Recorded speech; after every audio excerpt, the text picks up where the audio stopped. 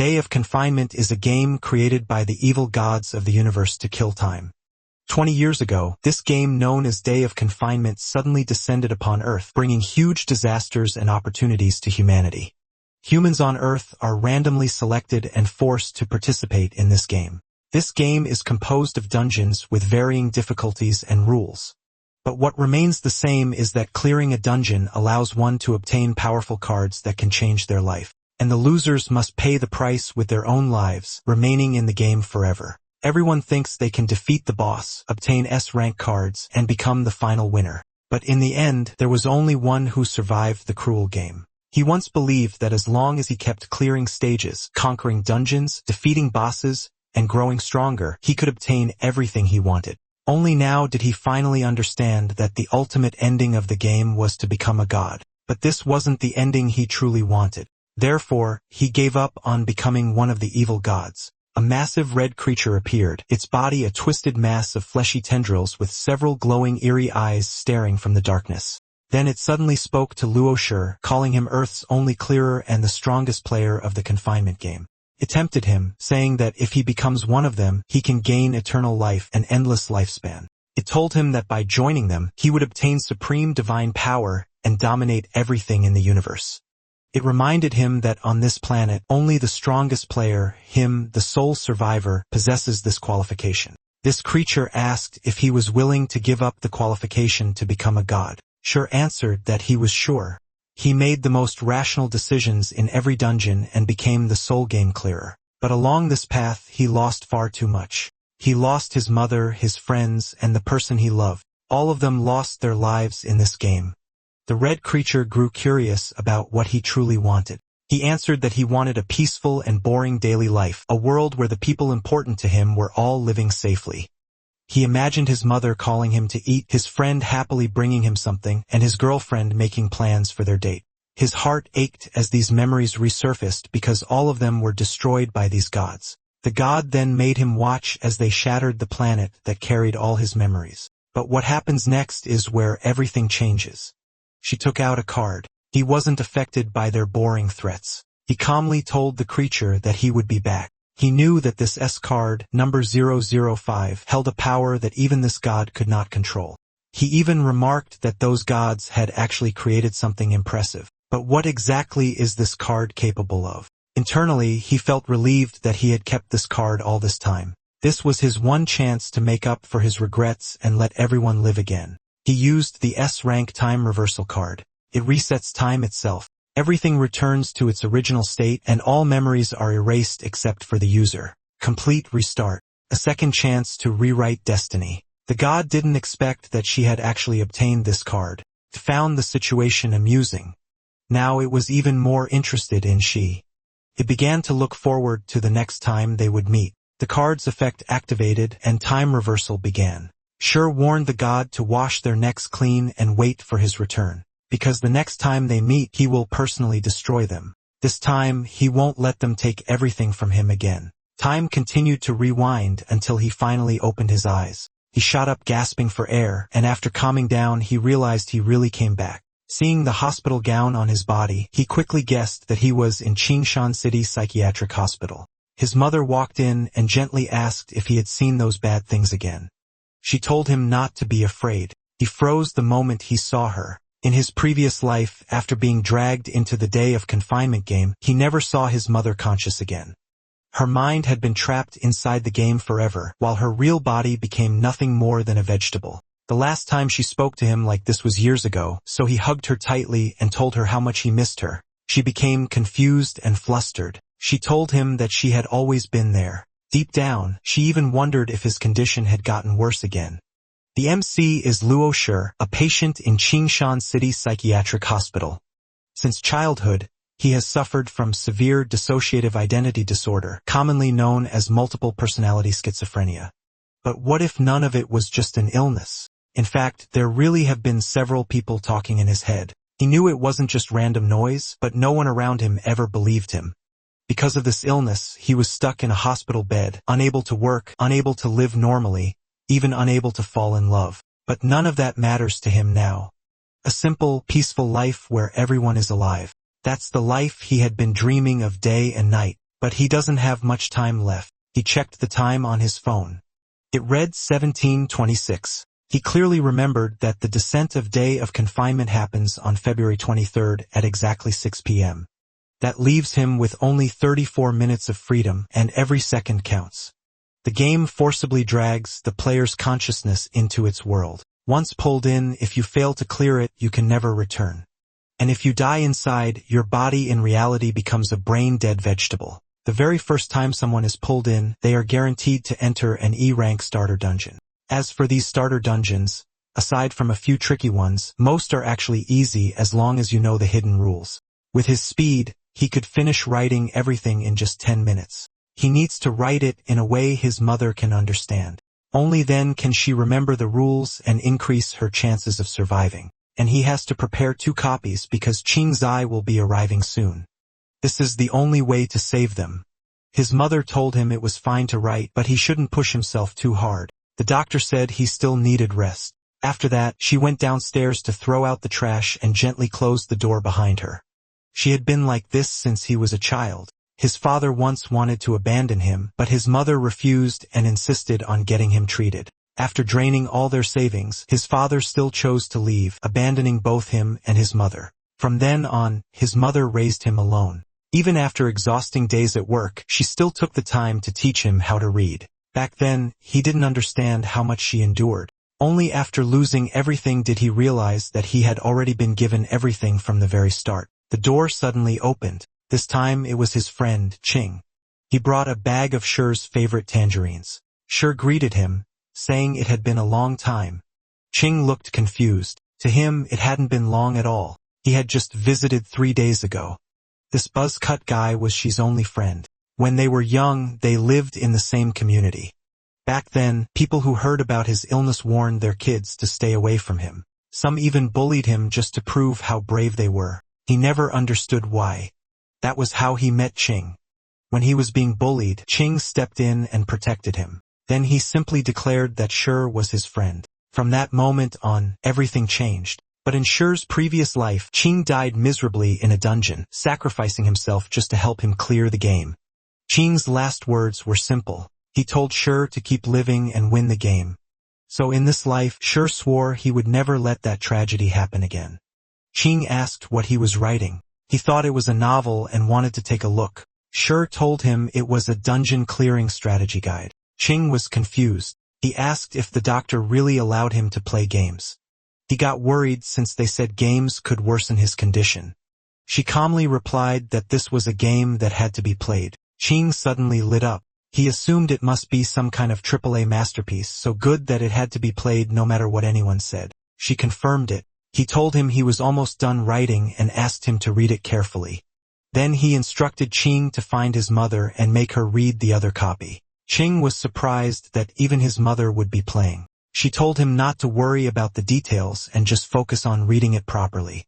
He reminded him to memorize as much as possible because at critical moments, this knowledge could save his life. Qing agreed, but he couldn't shake the feeling that Shi was acting strange that day. He left the room to protect the people he cared about and to defeat the evil gods. Shi's first priority was clear. He had to become the strongest player again. That meant clearing every dungeon and collecting all 15S rank cards hidden across the game. In Day of Confinement, players can obtain different types of cards, from E rank all the way to S rank, by clearing dungeons or killing monsters. There are item cards, special cards, weapon cards, and attribute cards. Each one grants powerful abilities, but there are only 15S rank cards in total. Each one is unique, holding abilities that even the evil gods cannot control, just like the time reversal card he used. These cards are his only chance, his only opportunity. Only by gathering them can he gain the power to challenge the gods themselves. It was already 17:58:59. Only 1 minute remained before the descent of Day of Confinement. This peaceful, ordinary life was about to end again. Suddenly, a message appeared. He had been selected as part of the first batch of players. The dungeon began loading, and his soul was forcefully extracted. Then memories of the scenario flooded into his mind. This time, she made a vow. He would protect everything he holds dear, clear every dungeon, and rise to the top once again. And when that time comes, He will personally slaughter those evil gods who treated their world like a game. He opened his eyes to the world of Day of Confinement. The system welcomed him and wished him a pleasant game. The system identified player Luoshi. The E-rank initial game Dungeon Slaughter Company scenario had been created. The player's soul loading was complete. The system attempted to delete his real memories and prepared to implant the scenario memories, but the system encountered an error. The deletion of Shi's real memories failed. The dungeon boss was generated, and G was granted permission to freely explore the dungeon. The system wished him a pleasant game. Just as he expected, everything was exactly the same as his past life. The Day of Confinement dungeon felt almost identical to the real world. In rookie dungeons, players have their real memories erased, making them believe this world is reality. But for some reason, Shi's memories remained intact. Since everything matched his previous life, he already knew what was about to happen. Right now, he was inside the Day of Confinement game world, an E-rank initial dungeon called Slaughter Company. It looked like a normal office. People were sitting at desks working like it was just another day, but that illusion won't last long. Slaughter Company is considered a low-level E-rank dungeon. But to clear it, he needs to kill 3 boss-level monsters. Each boss has different abilities, and the difficulty rises with each one. For beginners, this dungeon is actually deadly. He opened his character attribute panel. It displayed his name, Luoshi, level 0, race human. All other details, basic attributes, skills, and items were locked. Even the global player kill contribution ranking was inaccessible. The only thing unusual was an unidentifiable blessing. He quickly realized his current state. Right now, he was just a complete rookie. With his current strength, defeating all 3 bosses was impossible. First, he needed to activate his attributes. He wondered about the blessing. There was a high chance it was connected to his retained memories from his past life, but there was no time to dwell on that. His priority was clear. Gain enough power to defeat the first boss. He started thinking of the fastest way to break this deadlock, then something clicked. Inside this dungeon, there is a hidden side mission. If he can obtain attribute cards from it and plan carefully, clearing the dungeon becomes much easier. The dungeon officially starts at 11 p.m. He only had 10 minutes left, just enough time to flip the entire game in his favor. There was one more issue keeping him there. It was the voice he heard during his rebirth. That same voice had echoed in his head since he was young, like an auditory hallucination. But this time, he could understand it much more clearly. This time, the voice was talking about saving Earth and defeating the evil gods. It told him that to win, he had to join forces with them. Only then would they stand a chance. It even suggested that if they could retain memories after the next reset, then next time could eliminate the gods together. The voice believed that she, who had returned to the past, could influence them even if they had no memories right now. But who are they? He tried to figure out what it meant. Was it saying that by collecting the 15S rank cards, he could also gain their power? He headed to the restroom, but for now he pushed those thoughts aside. He had arrived at his target location. His first goal was clear. Trigger the hidden side mission and secure the reward treasure chest. The system notified him that he had reached a special coordinate location, and the hidden side mission was activated. The mission was called The Secret Hidden in the Men's Toilet Stall. Now that the prompt had appeared, it was time to complete the objective. A creature suddenly appeared. It had glowing red eyes, short horns, and a round beast-like face. But instead of being terrifying, it looked more confused and annoyed. The toilet stall creaked open, identifying the creature as the urban legend ghost, Coward. This small but ferocious creature stood guard over a treasure chest. She glared at it and coldly told it to get lost unless it wanted its head twisted off. The creature froze, then it panicked and ran away. Just like that, he defeated the urban legend ghost, Coward, and claimed ownership of the treasure chest. Despite its role as a guardian, it was actually extremely weak. As long as someone intimidated it, it would flee without a fight. The treasure chest could contain either a reward or something far worse. Unfortunately, it required a key to open, but she didn't hesitate. He simply stomped on it. Now the mysterious treasure chest was damaged. Many people get misled by the need for a key and miss this reward entirely. But as long as you let go of fear and overthinking, this mission is actually easy, even for beginners. Inside, he found exactly what he was looking for.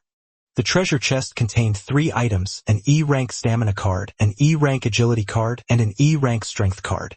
Now he had the 3 basic attribute cards. With these, he could finally activate his player attributes. He used all 3 cards. His stamina, agility, and strength immediately increased. Agility increased to level 1 with a cap of level 5. The same applied to stamina and strength. The boost wasn't overwhelming, but it was clear and real. And for the current Shi, it was already enough to face the 3 bosses. When he opened the system panel again, his basic attributes were finally visible. Once a player uses attribute cards and activates their panel, they officially become a player. Even at level 1, they are already beyond what normal humans can handle. Out of nowhere, he threw a punch at the wall. A dent formed instantly.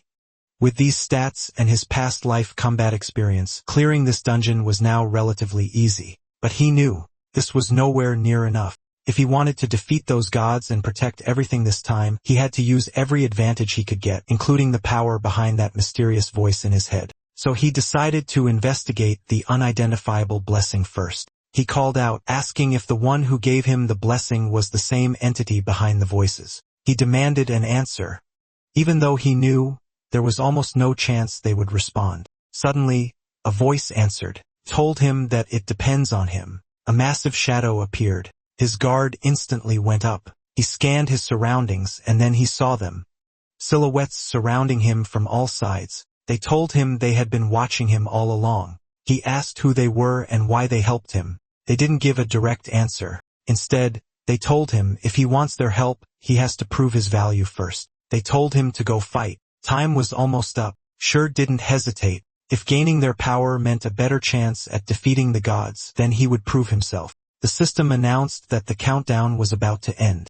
The boss had been generated and conquest mode was activated. All players were welcomed to the Day of Confinement world. The current dungeon was an E-rank challenge. The boss was descending and players were advised to prepare. But there was a catch. Once the countdown ends, any player who leaves their workstation will be judged as having failed the conquest. The countdown had already started. There's only 48 seconds left on the timer. Less than a minute remained, but with his agility boost, she knew he could make it. He sprinted at full speed. As long as he reached the gate in time, he would survive, miss it, and it's instant death. The timer dropped to 18 seconds. Some thugs started complaining about the countdown. The one with the mohawk refused to play along.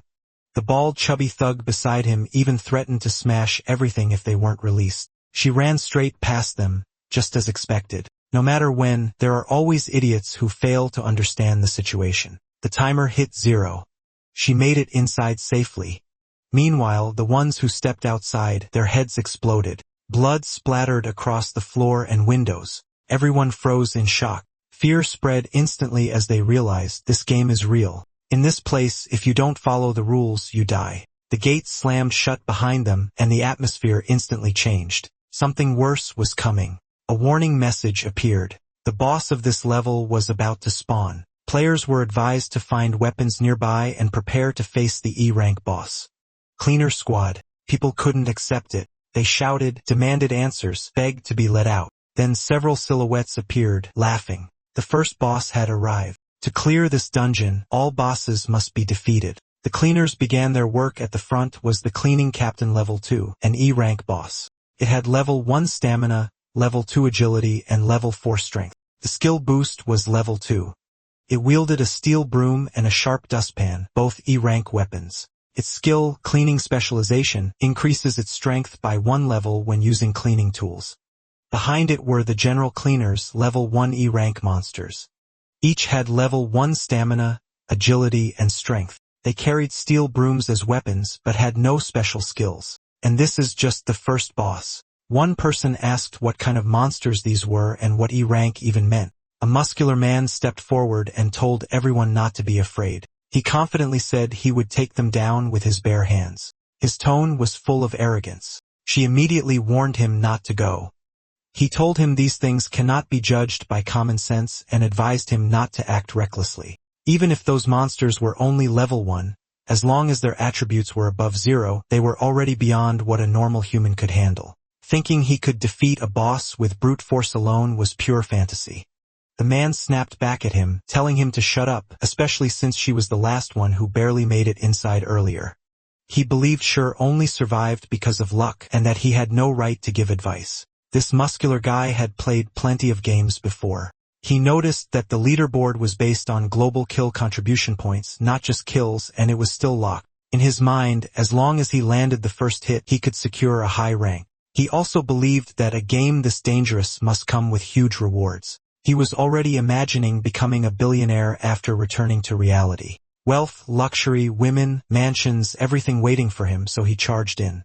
To him, this monster was just a stepping stone.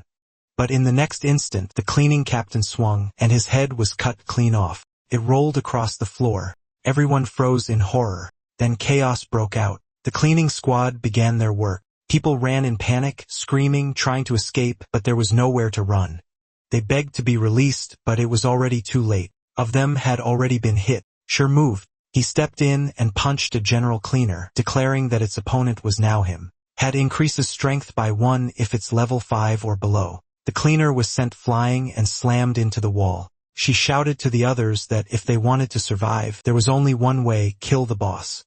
If he wanted to grow stronger and obtain S-rank cards to defeat the gods, then killing these low-level bosses was a necessary step. The others were stunned. Someone was actually fighting back. And not just that, he was winning. They couldn't believe it. The muscular guy had been killed instantly, yet this person was standing his ground. But then the monster was still moving even after that hit. Sure didn't hesitate. He slammed it into the ground with another punch, and this time its body began to fade. It was dead. The system only gives a reward notification once a monster is truly dead. If there's no notification, it means the job isn't finished, so it's always safer to finish it off completely.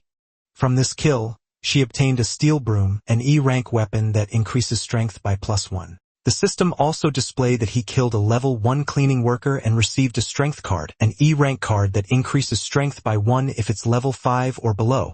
The people were stunned. He had just killed the monster like it was nothing. They started questioning who he was and how he could be even stronger than the muscular guy. Low-level monsters can drop 1 to 3 cards: strength, agility, or stamina. Right now, Sure desperately needed stats, so any card he got was valuable. He used the card, raising his strength to level 2.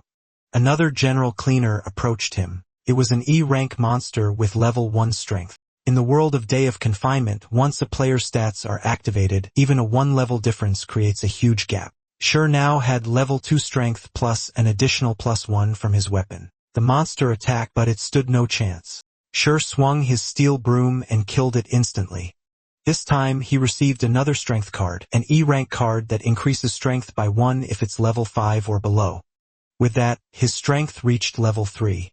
Suddenly, he sensed danger. Another general cleaner rushed at him. She reacted instantly and cut its head off. An attack like that was far too slow. After killing it, he obtained an agility card, an E-rank card that increases agility by 1 if it's level 5 or below. Agility was crucial for survival. This was exactly what he needed. At that moment, the cleaning captain and the remaining cleaner locked onto him, calling him hateful trash. The game has an aggro system. The more monsters a player kills, the more likely they are to be targeted. The stronger you perform, the more dangerous it becomes. The cleaning captain's skill, Cleaning Mastery, gives it an additional 2 levels of strength. Charging in head-on against multiple enemies right now would be reckless. He needed to weaken them first, take them down one by one. They faced off. Then she moved. He started running while shouting to the others. If they didn't want to die, they should throw objects at the monsters to slow them down. That would create openings for him to finish them off. Since he was holding all the aggro, the others were relatively safe. All they had to do was support him from a distance. At the same time, he was testing them. If any of them showed potential, he could bring them along for future dungeons. The more people who understand how to clear stages, the more lives can be saved. But the others hesitated. If they acted, they might draw the monster's attention, and once targeted, they would die. So they stood there, unsure, watching Sure fight alone, believing he might be able to handle everything by himself. Sure noticed that everyone was frozen in fear. Not a single one of them dared to move. He quickly realized if he waited for them, nothing would happen. He would have to create his own opening. The cleaning captain suddenly lunged at him, but right before it reached him, a keyboard slammed into its face. She paused for a split second. Someone actually acted. It was a nerdy-looking guy. The others immediately got angry at him for interfering, but he snapped back, saying that she was fighting for all of them. If they helped him, they could all survive. For once, someone understood the situation. One man grabbed him by the collar and argued back, saying there was no way people like them could fight those monsters. At that moment, the cleaning captain spoke. It declared that trash should be cleaned. Now that they had its attention, they ran. The nerdy guy shouted to Sure that he had already drawn the aggro, so he should take the chance. Sure didn't hesitate. He dashed forward and cut down 2 general cleaners in one motion. With his current stats, the difference was overwhelming. The cleaning workers couldn't even resist. They were one shot. Now only the boss remained. From the defeated cleaners, he obtained 2 cards, an E-rank agility card and an E-rank strength card. The cleaning captain raised its weapon, about to strike the nerdy guy. It repeated that trash must be cleaned. The man screamed for help, then she appeared behind it. He calmly said that the real trash was standing right here. And in the next instant, he cut off its head. The system immediately announced his victory over the stage boss. Then, the player contribution rankings appeared. G stood at rank 1 with 700 points. She felt a surge of anticipation. The player who ranks first receives S-rank card number 0001. In his previous life, he never obtained this card, and every S-rank card holds terrifying power. So this time, he wanted to see just how strong number 0001 really is. Looking at the rankings, it was clear that most players hadn't unlocked any skills yet, but she knew staying at first place wouldn't be easy. After all, this ranking includes every player across the world who was pulled into the initial stage. The day of confinement began everywhere at the exact same time. In his previous life, even though he survived until the very end, there were already many powerful players right from the start. Each of them had unique abilities that others couldn't replicate. Even now, after being reborn, he couldn't afford to underestimate them. Every time a player clears a stage, rewards are distributed based on ranking. From the next stages onward, he would need to clear them efficiently, maximizing his points and firmly securing first place. If he wanted to defeat the evil gods, he needed power far beyond what he had in his previous life. And for that, he had to obtain S-rank card number 001. He had just defeated the first phase boss of Slaughter Company, the cleaning captain. As a reward, he obtained 1 E-rank stamina card, 2 E-rank agility cards, and special cards like E-rank cleaning and E-rank iron embryo. He was especially glad to see the iron embryo. That alone made this run incredibly lucky. This card allows the user to create an E-rank weapon that matches their aura. Iron Embryo is an E-rank special card. When activated, it forges a personalized iron weapon based on the user's aura with a chance of becoming something even more special. Among all weapons, swords are considered the highest tier, known as the Emperor of a 100 weapons or even the King of a 100 weapons. If luck is on his side, this could change everything. He glanced at the nerdy guy behind him. At first glance, he didn't look brave at all, but at the critical moment, he still chose to act. Being able to read the situation and step up anyway, that's what makes a true player. If trained properly, this guy could help save even more people. Sure thanked him for drawing the boss's attention earlier. The nerdy guy replied that only she could actually kill those monsters. If she had gone down, everyone would have died. So in the end, he was just helping himself. Sure smiled slightly and praised his judgment. Then he handed him 3 cards, stamina, agility, and cleaning. The first 2 would awaken his player attributes, while the cleaning card could remove negative effects during mental stress. The guy hesitated. He felt that Sure needed those cards more, but Sure insisted. Without that distraction earlier, things could have gone badly. Those rewards were earned. He then showed him how to use them. The second round was about to begin, so she needed to increase his stats quickly. He used another card on himself. The system updated immediately. His strength and agility rose to level 4 while his stamina remained at level 1. Watching this, the nerdy guy finally understood how it worked. For the first time, he felt the effect of raising his stats. His body suddenly felt lighter, faster. Then he checked his own status panel. His name was Su1, level 0 with 70 out of 100 experience. His stamina and agility were both at level 1. His skills and items were still locked, and he hadn't obtained any equipment yet. He was surprised to see that he had gained experience even though he hadn't killed a single monster. She explained that it was because he had attacked the boss. When she finished it off, one still received shared experience. On top of that, leveling up gives a small boost to all stats, though not as much as attribute cards. One then asked what level Sure was now. Sure replied that he was level 4. Hearing that, one couldn't hide his excitement. That level was already considered very high. Sure's current stats were level 4 with 20 out of 500 experience. His strength and agility were both level 4, while his stamina remained at level 1. His skills and items were still locked, and he hadn't obtained any item cards.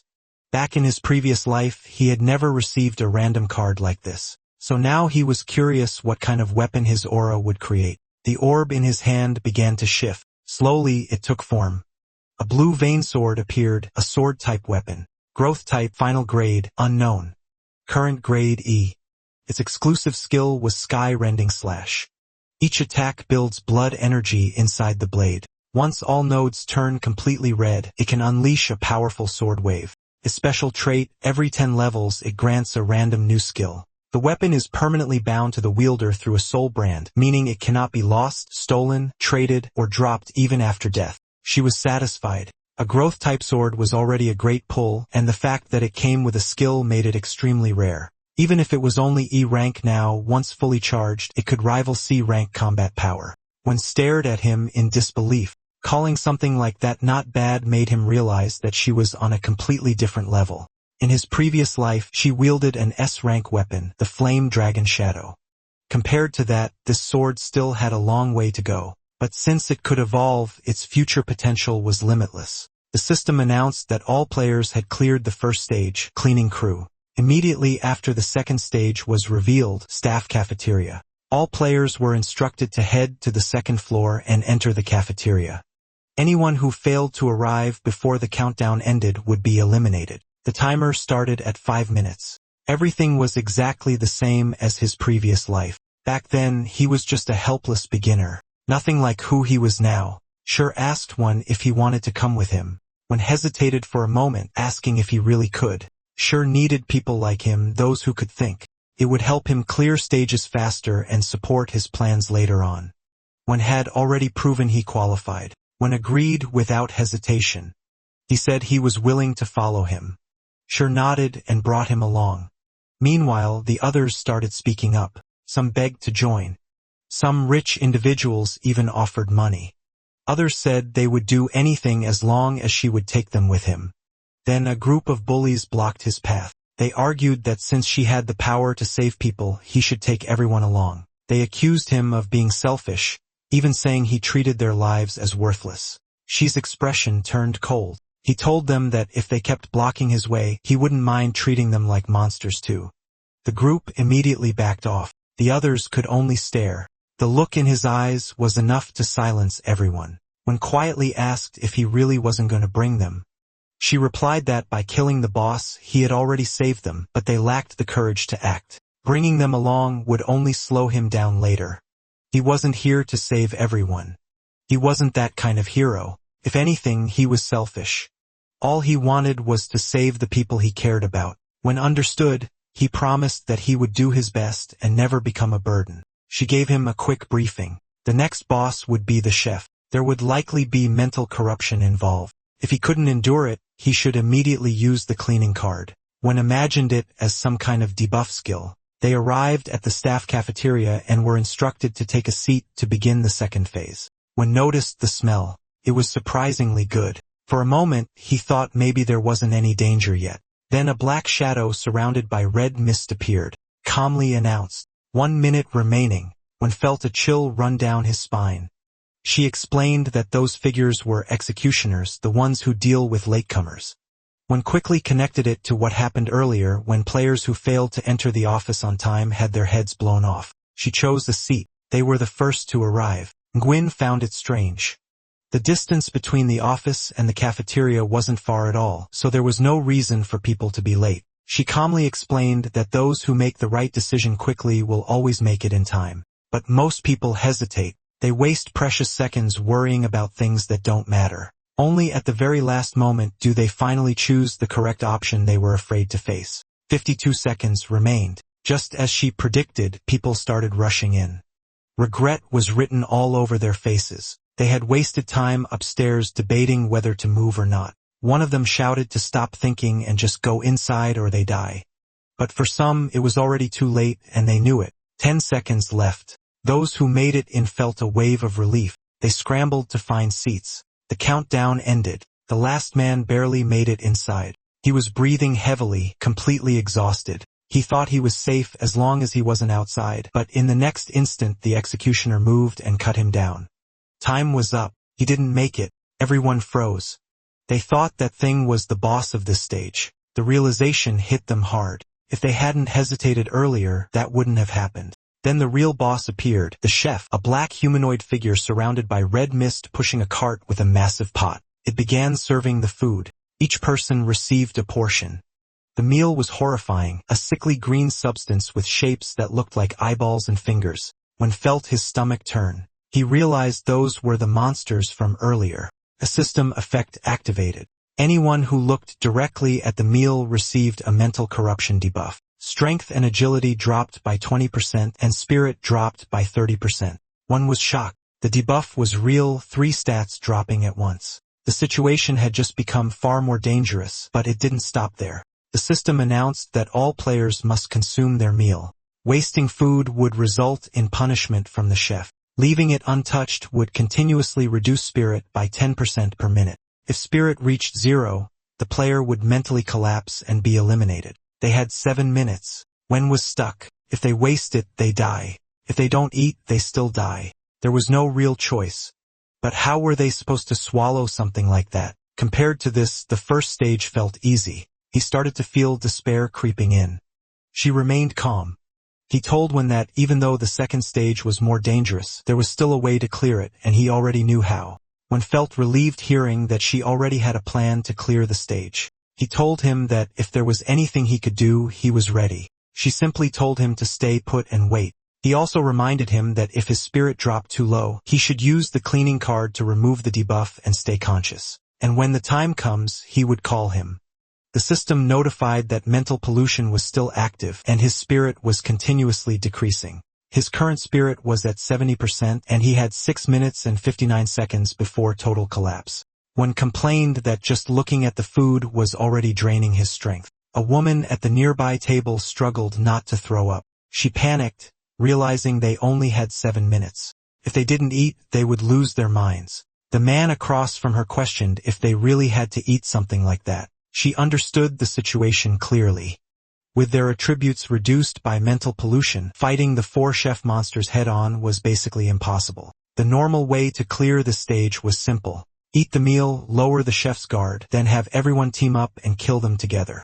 It was the safest method, but it only gave the lowest rewards. Then something unexpected happened. She received an unknown blessing, becoming immune to mental pollution. His spirit instantly returned to 100%. The voice spoke again saying this was only a small favor. If he wanted their true help, he needed to prove his value. She was stunned. Mental interference no longer had any effect on him. That changed everything. Now he could use the high-difficulty hidden rules from his previous life to clear the stage. If he succeeded, he wouldn't just survive. He would secure a high score, maintain first place, and obtain far greater rewards. One man suddenly snapped. He shouted that he would never eat that thing even if it killed him and threw his plate away. Wen wondered if that man had already mentally collapsed. She confirmed it. A person's spirit is far more fragile than what the stats suggest. If their mental endurance is too weak, they cannot resist the effects of mental pollution. If no one clears the stage, everyone there will end up like that. The man in the background stomped on his plate, repeatedly saying that he wouldn't eat it. Suddenly, he was struck on the head. A chef hit him with a spiked bat and told him that if he refused to eat, then he should just die. The man still insisted that he wouldn't eat. The chef grabbed his head and dragged him toward the kitchen. The others were horrified by what they saw. They realized that if they didn't eat, that would be their fate. A woman argued that no one could stomach something like that. There were only 6 minutes left. One man wondered if all of them would end up the same way. The system announced that no player had eaten the meal, resulting in a -10% penalty. The current remaining spirit of all players dropped to 60%, and they were urged to eat as soon as possible. The hidden high-score clearing condition for this stage was to break the safe routine method. His plan was to activate high difficulty and clear it successfully. He stood up, ready to execute it. He threw the plate away and declared that he wouldn't eat it. To activate the first hidden rule, he needed to trigger high difficulty mode and draw the attention of a monster chef. The system warned him that he had attracted the attention of a chef. His risk of death had increased to 80%. The chef approached and ordered him to sit down. If he refused to eat, it would force his head into the bucket. Shur moved to step 2 of his plan to activate the hatred system and kill one monster chef. He moved instantly and swung his blade. The head dropped. The system notified that he had killed the serving chef level 3 and obtained 2 E rank attribute cards, strength and stamina. With that, the second stage of Slaughter Company had officially entered combat. After using the cards, his strength rose to level 5 and his stamina increased to level 2. The system issued 2 warnings. First, killing a chef caused the remaining 3 chefs' hatred toward him to reach 100%. Second, he had triggered the hidden rule strike first. All chefs would now ignore other players and focus entirely on killing him. In exchange, the points and rewards from monsters he kills increased by 10%. This was the high difficulty hidden clearing rule of the second stage, strike first. The fish killing chef level 3, fruit platter chef level 3, and vegetable cutting chef level 3 all entered an enraged state. Their killing intent surged. Shur knew what this meant. By abandoning the normal strategy and striking first, he had drawn all aggro onto himself, making him the sole target of every monster in the room. This massively increased his chances of dying. To survive and still have strength left for the real boss, he needed to avoid being surrounded or taking unnecessary damage. He had to follow his plan and prepare. Now that all monsters were locked onto him, there was no need for bait anymore. He ran. But unexpectedly, one of them caught up. The chef sneered, saying he couldn't escape and that he'd be cut into pieces. She blocked the butcher's knife with his sword. The chef was surprised. He actually stopped the attack. She smirked and challenged it, asking if it could keep up with his next move. Then he unleashed rapid cuts at E rank speed. Everything was going exactly as planned. The monster had taken the bait. To defeat the boss, his current strength still wasn't enough, so he used the smaller enemies to charge up his blue vein sword. Their blades clashed. The monster was shocked that she could keep up with its speed. Among all the chefs, it was the fastest, but it still believed she would lose. After all, he was locked in combat, and the other chefs were already closing in from behind. They surrounded him. She shifted momentum. With a powerful swing, he knocked the chef's blade away. The monster was stunned. That strength was higher than expected. Couldn't understand it. Based on its judgment, she should have been equal to it. But what it didn't know, Shur had already activated the Blue Vein Sword's exclusive skill, Sky-Splitting Slash, and he quietly thanked the monster for helping him charge it up. The monster realized it was already doomed. Shur had always had the strength. He just used it to charge his skill. By the time it figured it out, the other chefs were already closing in on Shur. The monster shouted at them to run. It warned them that this was a trap, but it was too late. She struck first, and in the next sequence of attacks, he eliminated all, the fish-killing chef, the fruit platter chef, and the vegetable-cutting chef. He calmly noted that flaws visible to the naked eye are often traps prepared in advance. From the kills, he obtained +3 stamina cards and +3 agility cards, all E rank. When finally relaxed, he realized that everything she had done so far was part of a plan from the very beginning. The system issued a warning. A player had successfully triggered the strike first hidden rule. As a result, the stage boss, the head chef, entered a fully enraged state. Its rage value increased by 100% and all attributes were boosted by 1 level. One was stunned. He didn't even know something like a hidden rule existed. The door creaked open. She already knew what was coming. The ground began to tremble. Everyone felt it. Fear spread instantly. If she couldn't defeat this monster, they would all die. This was the final phase of the hidden rule, forcing the boss to appear early while increasing the difficulty. But in return, it also raised the rewards and points. Because all conditions of strike first were fulfilled, the boss's difficulty increased significantly. At the same time, the rewards and points for defeating it were boosted by 30%. She didn't hesitate. He needed the rewards. Only by securing higher rankings and greater power could he achieve his goal. The head chef grabbed the door and cracked it open. It demanded to know who had killed its subordinates. The head chef was an E-rank boss at level 5. In its enraged state, all attributes were increased by 1 level. Its base stats were stamina level 6, strength level 8, and agility level 3. Its skill, bone-splitting tendon severing, further enhanced its strength. When stared at it in fear, He wondered, could she really win? She didn't answer. He used every attribute card he had to defeat a boss strengthened by hidden rules. Holding back was not an option. She's attributes were now all at level 5. E-rank attribute cards can only raise stats up to level 5. That meant the 2 E-rank agility cards he still had were now useless to him. So he tossed them to one and told him to use them immediately.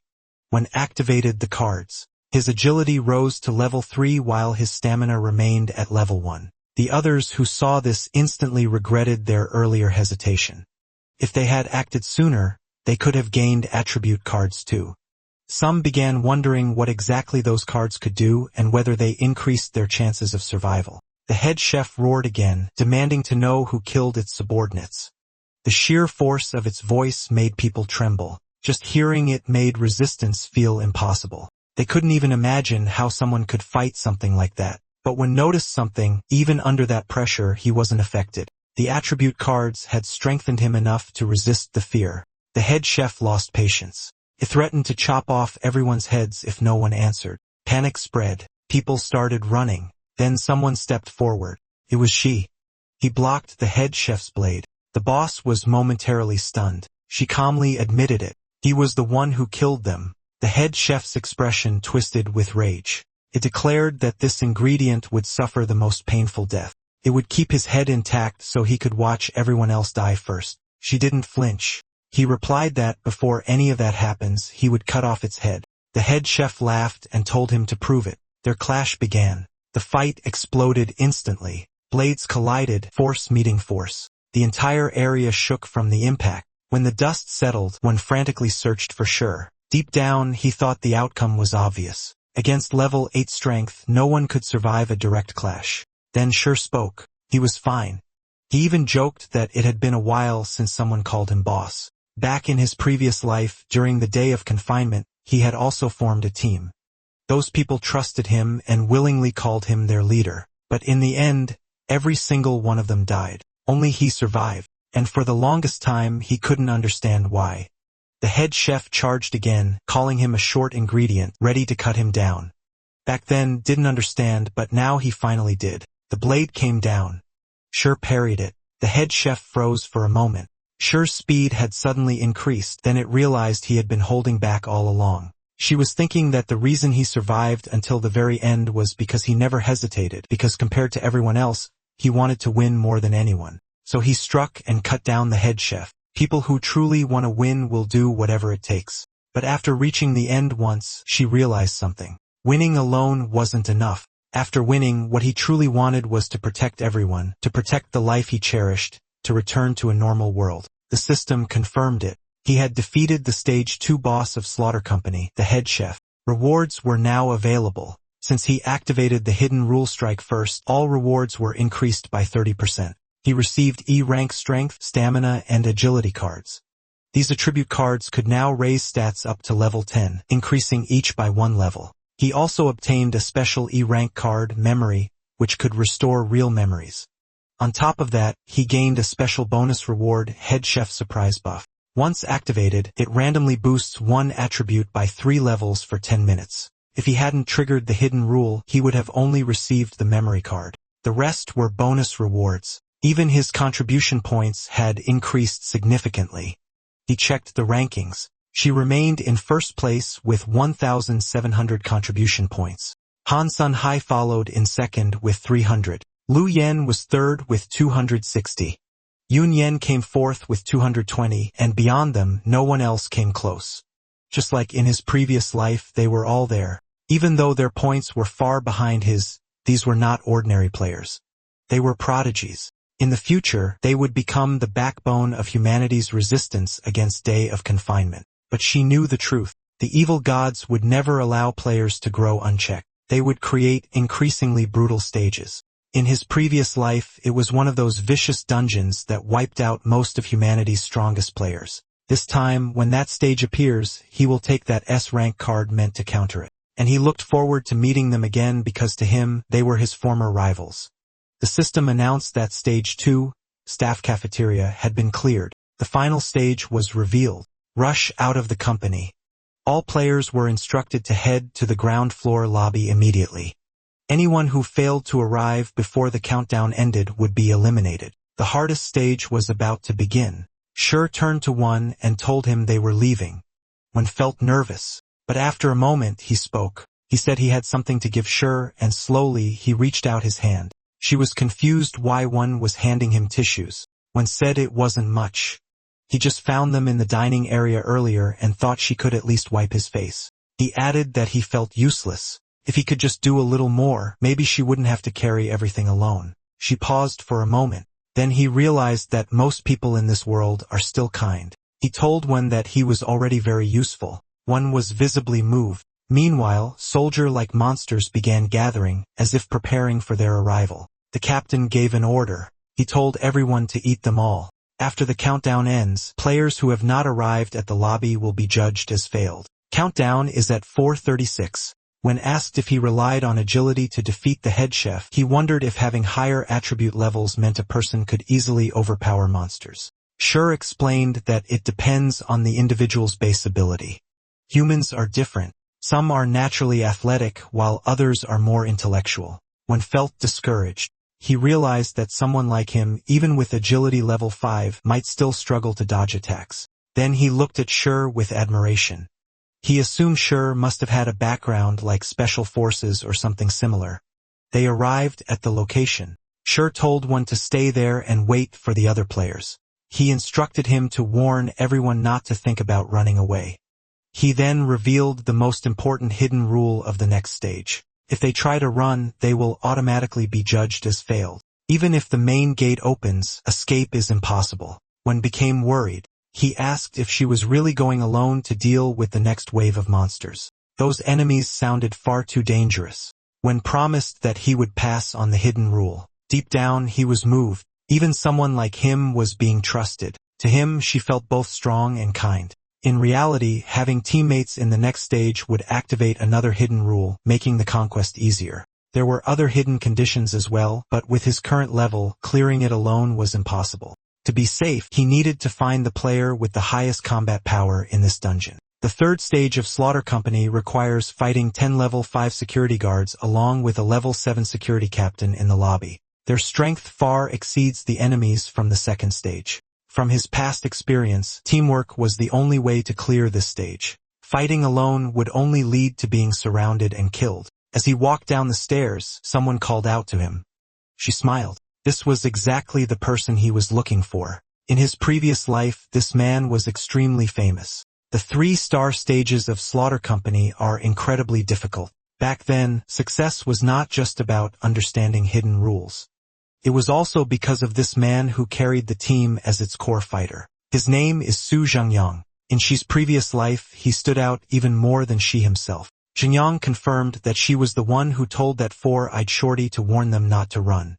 He felt insulted by it. She calmly replied that it was just a reminder. Zhang Yang admitted that Xi's performance in the first 2 stages was impressive. He didn't even get a chance to act. But now he already understood how this game worked. He declared that he would defeat Sure fairly and then take down the next stage boss himself. He charged forward. Sure didn't move. He simply said that Zhang Yang was not his opponent. Then he raised his hand and slapped him out of the air. Zhang Yang realized that this kind of strength was beyond normal human limits, so he assumed it was coming from the game.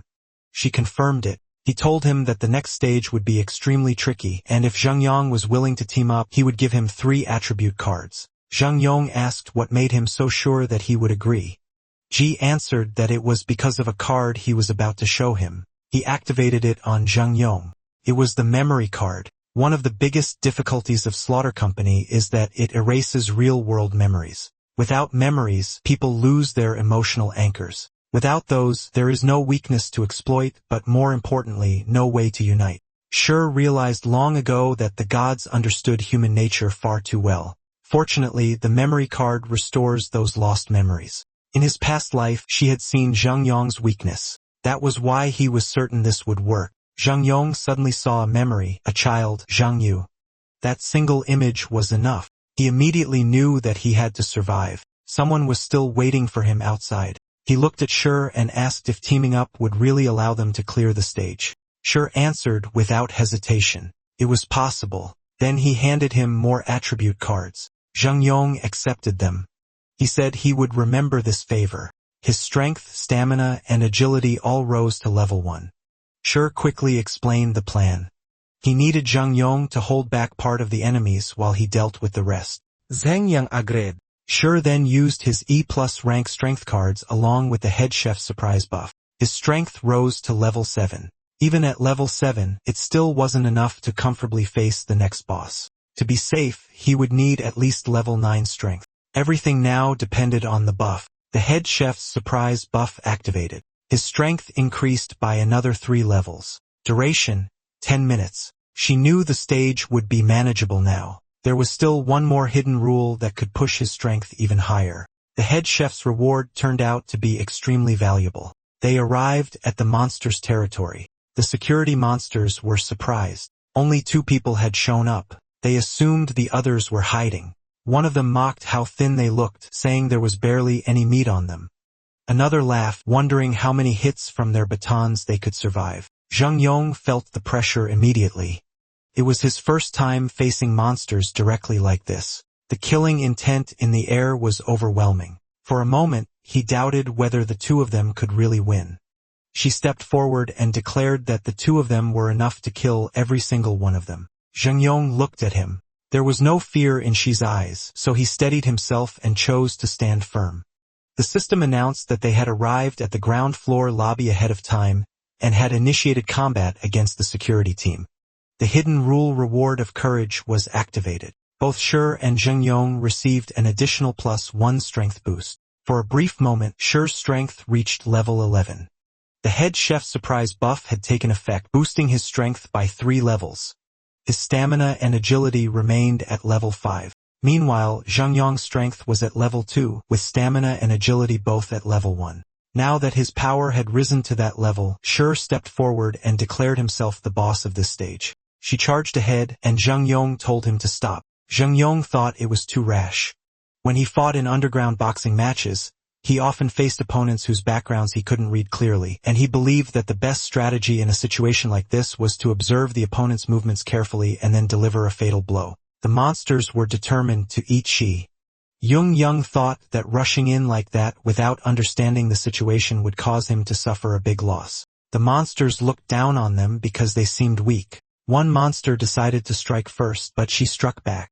Zheng Yong realized that with this kind of speed and power, there was no need for a second strike. The monster sensed that something was off about him, so they attacked together. The system notified the players to enter the ground floor lobby immediately to participate in the final stage. After the countdown ended, players who had not arrived would be judged as failed. There were 56 seconds left. Knew that even before the countdown ended, anyone who reached the ground floor lobby would be attacked. This was another hidden malicious rule. 49 seconds left. Shi tried to kill as many monsters as possible to create a relatively safe environment for one and the others. At this point, one led everyone forward in an orderly way. Shi was glad to see how well one understood the situation. He had already grasped Shi's true intention.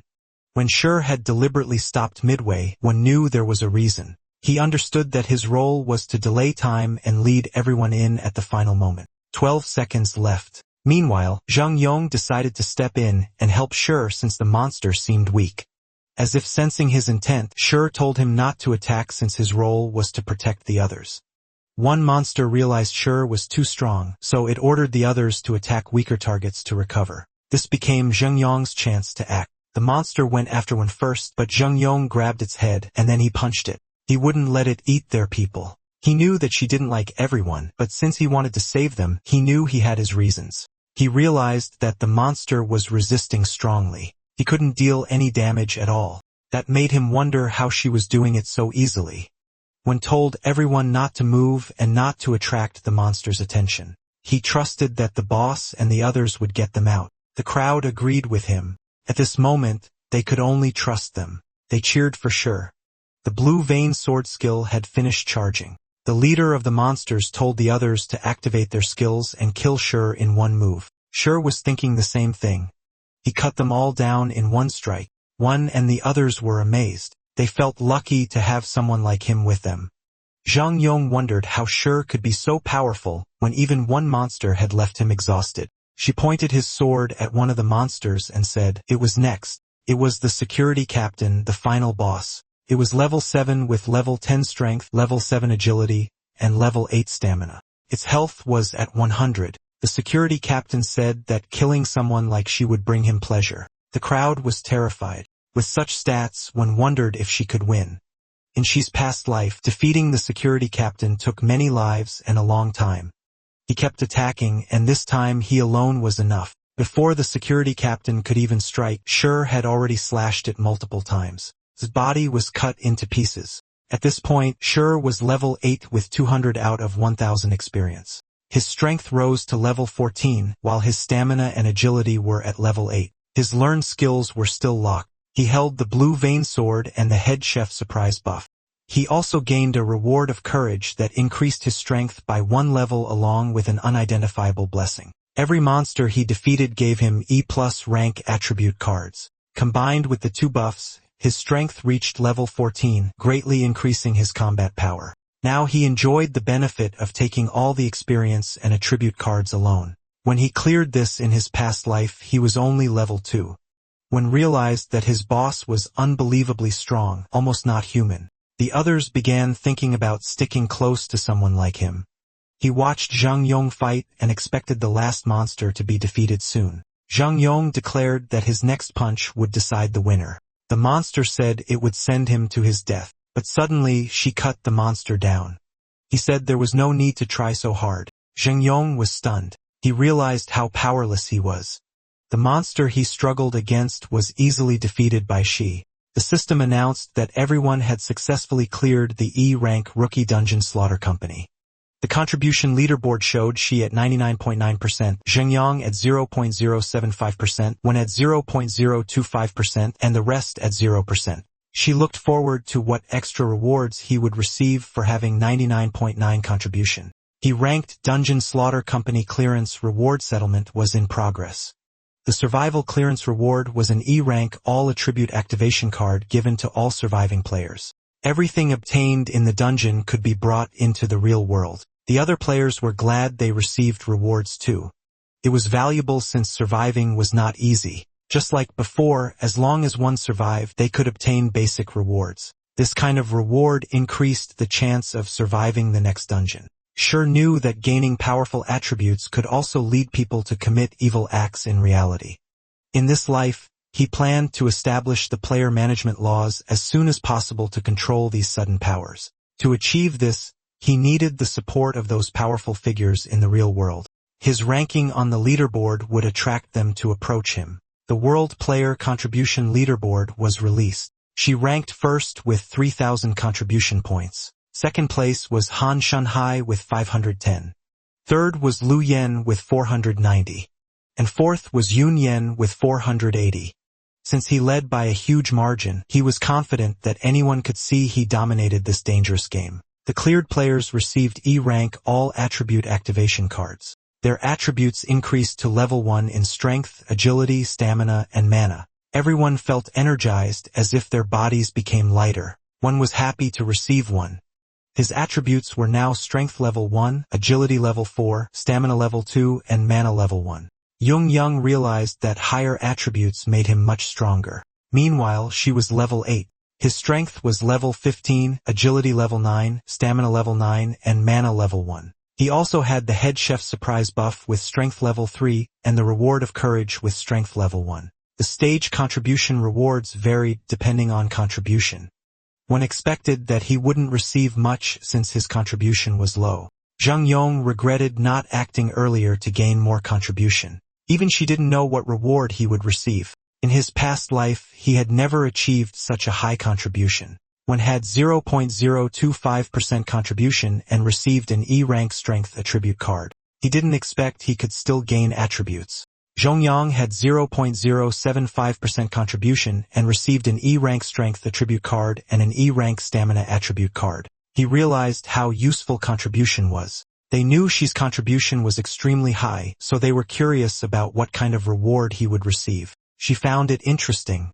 It was his first time getting such a reward. With 99.9% contribution, he received an E+ rank max all attribute card, which could directly raise all attributes to level 10. He also received a special player class change card, which allowed a random class change with a chance of obtaining an S-rank top-tier class. Lastly, he obtained a special permanent card called Team Formation, which allowed him to summon 2 players into any dungeon he entered. This meant that she could grow stronger while also building his own faction. His luck wasn't bad at all. Suddenly, the ground began to shake. Everyone became alarmed. They saw the dungeon scenes start to disappear. They felt hopeful that it meant they could return to reality. Shur told them that they could now return and catch a short break. He explained that from the moment they entered the game, the world had already changed. Something was trying to destroy their world, and it created this slaughter game. The crowd couldn't believe that such a game existed. She told them to use their full strength in the next dungeon. He urged them to clear the dungeon, kill the boss, and gain power. He encouraged them to gain enough strength to defeat those enemies and protect their world. Zhang Yong said it was a bold statement. Then they all disappeared. She ranked first on the World Player Contribution Leaderboard and obtained an S-rank special card reward. The S-rank special card held power beyond gods, so we had to use it carefully. A shadow of a man appeared. He had wings and an eye at the center of his chest. He observed Shur, and if Shur continued to perform well, he would grant him divine power. Shur woke up on a hospital bed. He felt relieved. He hoped someone had listened to what he said because saving the world would require more people. The nurse saw him and was shocked that he was awake. She quickly called the doctor. The doctor examined him and confirmed that his mind was clear and all indicators were normal. There were no major issues. The doctor told him that he had been in a coma for 3 days. Hundreds of thousands of people had fallen into a coma at the same time, but Shur was the first to wake up. He wondered how it could be such a coincidence that so many people around the world fell into a coma at once. He asked Shur if he knew anything. But instead of answering, Shur looked for his mother. They went to her hospital room. The doctor told him that she fell into a deep coma on the same day as him. Everything was normal, but she wouldn't wake up. From a medical point of view, his mother had already become a vegetable. Just like in his past life, she was also chosen as part of the first batch of players. The selection process of the day of confinement didn't pull everyone into the game at once. Instead, people were taken in batches. Those who failed would permanently become vegetables. Reliving this life, the most important thing for him was to stop his mother from suffering like that and let her live a good life. At that moment, she had the S-rank special card number 001, Freedom. It had the ability to select a player so that the day of confinement would no longer choose that person. The user could also gain the ability to enter or exit game dungeons freely, and he planned to use that card to free his mother. Suddenly, the room became extremely bright. The doctor asked what was happening. He was shocked. He asked how it was possible. She's mother woke up. She looked confused about why she was there. She hugged her tightly. He promised her that nothing would ever happen to her again. The doctor thought it was a miracle. Meanwhile, people who learned that she ranked first on the World Contribution Leaderboard began trying to win him over. They believed that, in the future, she might become the new ruler of the world. Back to our MC, Shur's mother told him that she had been in a very scary amusement park. There were all kinds of monsters and many people. The monsters were chasing them. He asked what happened next. It turned out that what she experienced was an amusement park-style initial game dungeon. She continued, saying that she saw a monster reaching out its claws toward her. Then her vision went black, and she didn't know what happened after that. When she opened her eyes again, she saw him. She thought it was just a strange dream, but she knew it wasn't a dream at all. Suddenly, someone called out to Shur and shouted that he had transmigrated. He recognized the voice. It was Ching. Just like in his past life, Ching had cleared the game and woken up. Ching rushed into the room and said he had transmigrated into a game world, just like a manga protagonist. He was amazed. He went on to say that there were many people with him, and a strong man and woman led them to clear the dungeon. Shur's mother asked if he also had that strange dream.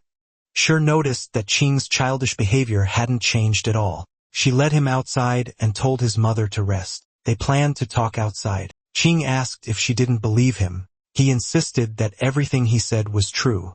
She asked if it was called Day of Confinement. Ching was shocked that he knew. Shur told him that those things could be brought into reality. He asked him to open the World Player Contribution Leaderboard. Ching was confused by what he meant. He opened it and was shocked. He didn't expect the person in first place. Shur told him that he saw it correctly. He was ranked first. Ching couldn't believe it. Shi told him that he would receive a notification after using a card. It was the player class change card.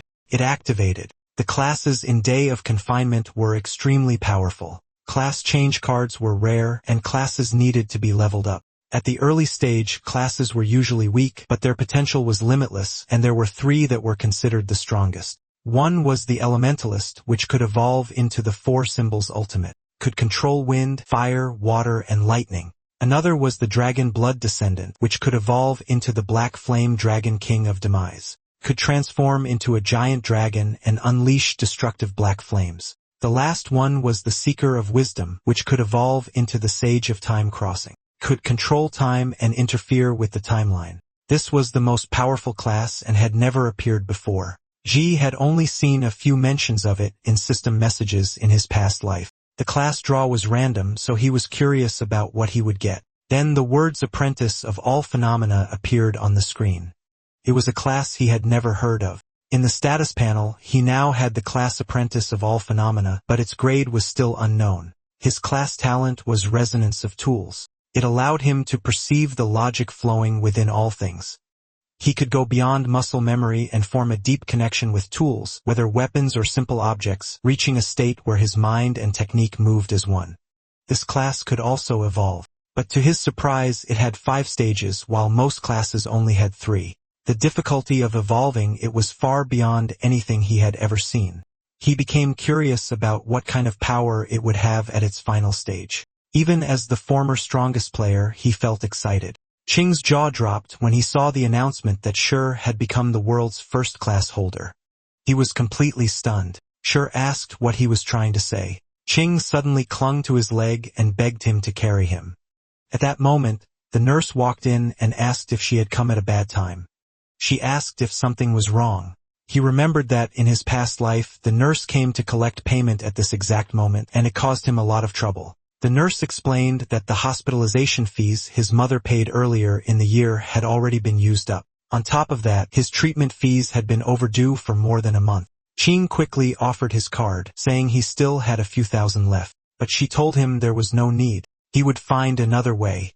In his past life, he earned money by making deals with powerful figures and working as their bodyguard. After all, a player's physical strength was far beyond that of normal people. This time, he planned to carry the burden himself, the one his mother used to bear. He refused to be anyone's burden again.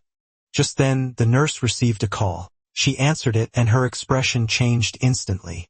She was shocked by what she heard. She told Shi that he didn't need to worry anymore. Someone had already paid a huge amount for his medical fees, enough to cover hundreds of years in the hospital.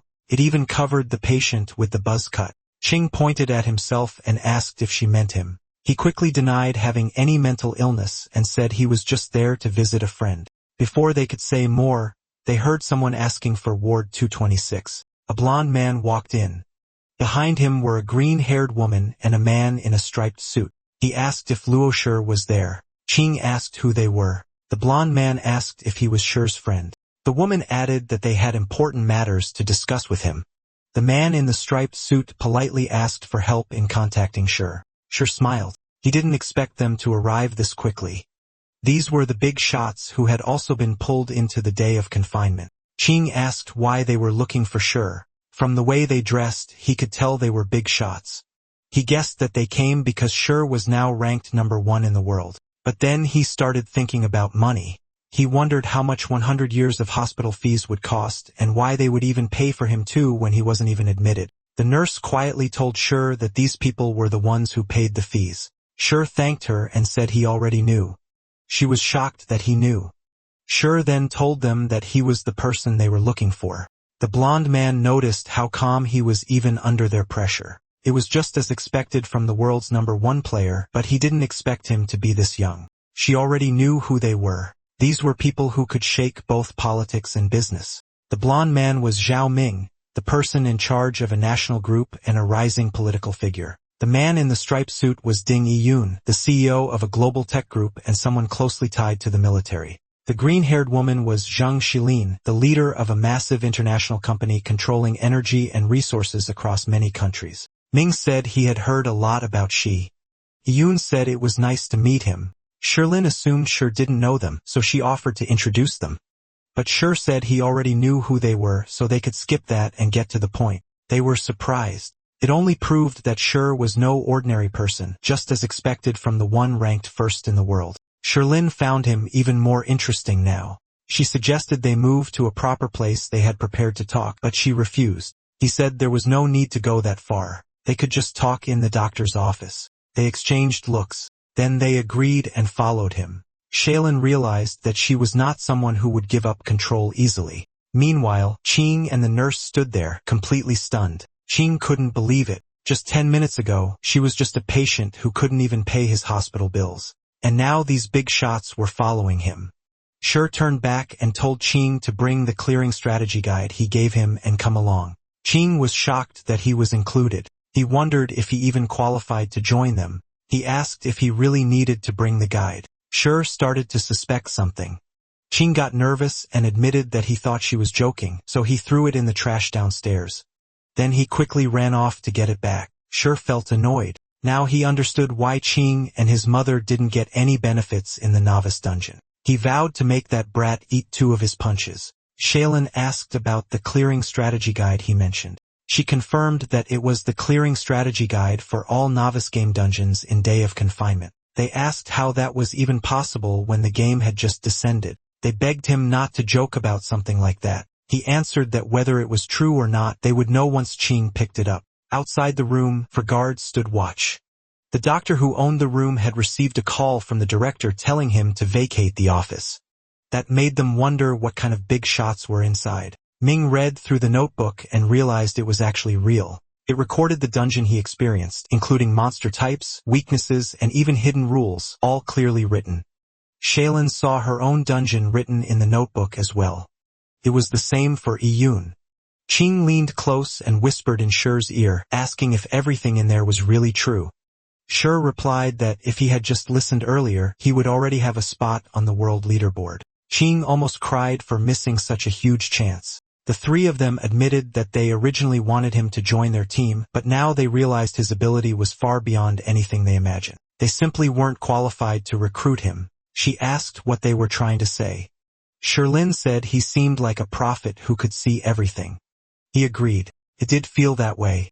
In his past life, survivors huddled together just to stay alive, writing detailed dungeon records on forums.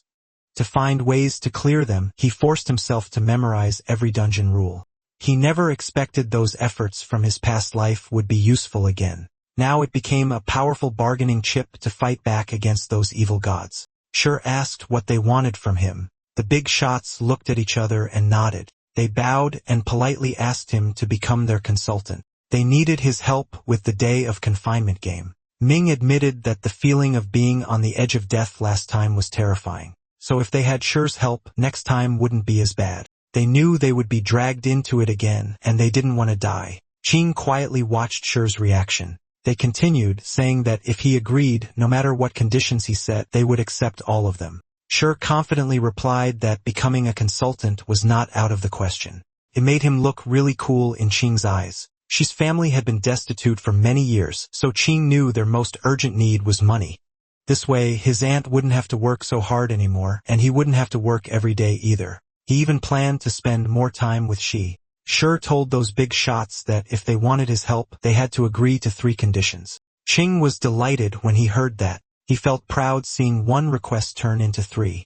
At that moment, he knew who the real master was. The big shots replied that even if it were 30 or 300 conditions, they would agree to all of them. They told him to speak freely. Ching suddenly turned pale when he realized Chi might be asking for too little. Chi said that the first condition was for them to distribute the Novice Dungeon Strategy Guide in their hands. Whether through print or the internet, any method was fine. They couldn't believe he was willing to share such a life-saving treasure. Iyun pointed out that the commercial value of the booklet would far exceed his imagination. Sherlin agreed and added that the game was extremely dangerous and no one would gamble with their life. Sher reminded them that he had just shown it to them for free.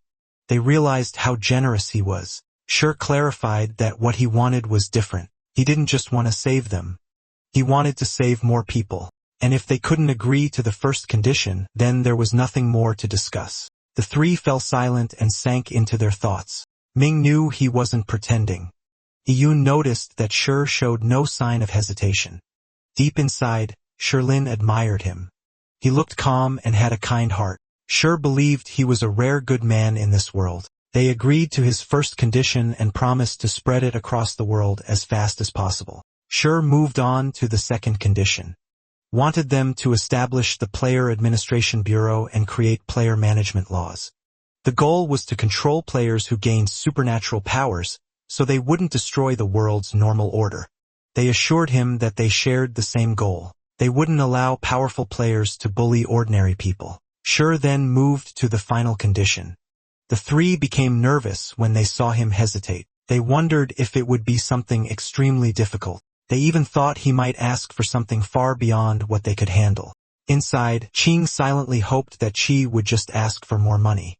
Qi said he wanted a house. It didn't have to be big, but he didn't want to keep living in a psychiatric hospital with his mother. He hoped she could live a normal life. They were stunned that his final condition was that simple. Even Qing felt disappointed. She thought it might be difficult for them to accept. After all, asking for himself made him feel uncomfortable, and he didn't want to seem like a beggar. But they quickly told him not to say that. They eagerly agreed to the condition without any issue. In fact, they were excited to prepare a house for him. He was glad to hear that, but he told them not to get too excited. They calmed down. Deep inside, they all thought the same thing. This was the easiest of the three conditions, and it was also the best chance to build favor with him. The three of them silently started competing over who would provide it. Since all three conditions were now stated, Shi decided to leave first. He expected someone to arrive soon. He informed them that the countdown for the next opening of Day of Confinement was about to appear. Everyone was shocked. Right on cue, the system notification appeared. It showed the countdown for the next round of the game. Only players who survived the novice dungeon could see it. They had 72 hours left. Shi told them that after they completed his requirements, he would write the strategy for all the dungeons in the second round. He urged them to move quickly since they only had 3 days. They all answered yes and bowed to him. Suddenly someone knocked on the door. A guard stepped in and said someone had arrived. Iyun scolded the guard. He had already ordered them not to disturb them even if officials came. The guard panicked and explained that it was Shi's girlfriend. Everyone froze. Qing got angry at Shi after hearing that he had been dating behind his back. Shi grabbed his face and told him to shut up before he caused any misunderstanding. He also clarified that he wasn't dating anyone. A pretty woman holding flowers walked into the room. The guard tried to stop her. Qing glared at her. The three big shots quietly observed. Shilin thought that she and the woman matched well just by appearance. But she didn't look happy to see her. He remembered her standing with another man, telling him to get lost. She said someone like him, a mental patient, had no right to like her. Back in school, many people thought he liked her. But at that time, he only saw her as a friend, and now she was also a player. The woman gave Shi the bouquet and apologized for what happened. The big shots noticed that Shi didn't seem to like her. They were about to step in when they sensed trouble. But Qing beat them to it. He blocked her from getting close to Shi and told her to stay away. He questioned her right to even speak after she publicly humiliated Shi before. She became flustered. She tried to explain that she was young and ignorant back then, and she knew she was wrong. But she already knew why she came. It was because she saw the leaderboard. After hearing that, Shilin's brows furrowed. She immediately understood her intention. The woman admitted it was true, but she added that even if she rejected him before, she believed he wouldn't just let her die. That only made Qing more angry. He said her so-called rejection was more like slander and told her to choose her words properly. She tapped Qing's shoulder and told him to lower his voice since they were in a hospital. He said they should leave. Before walking out, she told her that he only ever saw her as a friend and never liked her. The woman insisted he was just being stubborn. She said that if he helped her, she would become his girlfriend. She chased after him, shouting that she would never leave him. The guard stepped in and blocked her. She was stunned. She shouted at them to move and claimed she was his girlfriend. Ming said it clearly. She didn't want anything to do with her. Shilin added that she shouldn't flatter herself since she had already said she was never his girlfriend. They ordered the guards to escort her out. The guards grabbed her as she screamed for them to let go. Meanwhile, Qing told Shi that he was amazing. They headed toward the ward because Shur was expecting someone to already be there. He opened the door. A silver-haired woman turned toward him. Shur's mother said that Xiao Irui had come to visit him again. The silver-haired woman Xiao Irui said that Auntie told her he stepped out, so she helped with some chores while waiting. She smiled and said that it had been a long time since they last saw each other. That confused her since she had just visited last week. But in his past life he remembered it clearly. She was lying in a pool of blood, and her final words to him were to keep living. In this life he vowed not to let any important person leave him again. He pulled her into a hug. It made her blush. Qing watched them and wondered if they were really just friends. He found it strange. That night, the hospital voluntarily moved him and his mother to a better ward. It just showed how much influence Ming and the others had. The countdown screen showed that there were 63 hours left. He expected the next dungeon to be the same as in his past life. After the class change, he obtained the skill resonance of tools. It gave him a different feeling toward everything he touched. For example, the bed. After activating the ability, he felt like he was analyzing the entire object, and his understanding of the hospital bed became very deep. He could even tell that the second screw on the left leg of the bed was about to come loose. Unfortunately, there were no weapons in the hospital. Otherwise, he could test how far this analysis could go. Suddenly, a voice spoke. It told him that he had the qualifications to participate in the God's trial. He recognized it. It was the same voice he had heard before, the one that had appeared in his mind many times since he was born. He asked who it was and what this qualification meant. The voice replied that he would know who it was one day. But for now, he could choose whether he wanted to undergo the God's trial. He realized that this voice held the power to help him defeat the evil gods. He knew this was his only chance. He accepted the trial with determination. The creature smiled, clearly pleased with his answer. The trial began. The creature told him that if he passed, he could return to their world. Otherwise, he would remain trapped in the trial space forever. Shai was being transported. He had never seen this kind of holy and mysterious power. He had to pass the trial to leave, so he was curious about what the reward would be. The place of trial was completed. Eventually, he landed on the ground. He looked around him. He was confused when he saw a palace. The creature who gave him the trial appeared. The creature was in a misty form, but its large frame and wings could be seen from its silhouette. It told Shi that the trial was simple. He had to kill his opponent within 10 minutes, and then he could leave. It reminded him that the wisdom to perceive everything was the only way to win. Now the trial began. The eyeless Oathkeeper, the strongest swordsman who would never be injured, appeared. The 10-minute timer started. He carefully observed his opponent. From the front, he looked like a tall man wearing shiny silver armor with gold details and a large blue cape. He had long blonde hair and wore a blindfold. He calmly held a huge sword, but from the back, it looked disturbing. A skeleton was fused into his back like a corpse attached to him. It was the strongest player against the strongest swordsman. He was given a weapon for the battle. It was like an answer to his concern about not having a way to test his resonance of tools. But the system notified him that since it wasn't a real tool, it couldn't resonate. Now he understood that resonance of tools only worked on real objects, and the sword was just an illusion. Since that was the case, he knew not to waste time. He planned to clear the trial in one go. He was curious about what the strongest swordsman could do. Cow. The swordsman charged at him. As he blocked the attack, he could tell that the man had strong power. The man pulled back his sword and shifted his position. She was surprised by how fast and strong his movements were, even while using a great sword. Then he saw the stance of a finishing move. A large arc of glowing energy followed the slash as the swordsman struck the ground, smashing the floor and sending debris everywhere. The attack was both fast and heavy. Shur jumped high to dodge it. While in the air, he noticed that even with such a powerful move, there was an opening that could decide the fight. Shur also saw that his opponent was an illusion, just like the sword, so cutting him wouldn't cause any hesitation. His strike almost cut the head off. He thought that kind of wound would be fatal, but it regenerated. Now he understood why he was called the strongest swordsman who would never be injured. This man could not be killed. Shur thought of another way to kill him instead of beheading. He wondered what he should do. He remembered the creature's words earlier that the wisdom to perceive everything was the only way to win. He knew that hint would be useful. He noticed the skeleton on the knight's back. He tried to attack it and realized the night was protecting it. Now he understood why this man was called the Eyeless Oathkeeper. His oath was to protect the person behind him. He now knew what to do to win. The creature watched and judged that she was not yet qualified to receive the god's blessing. No matter what swordsmanship was used, it was impossible to kill the Eyeless Oathkeeper.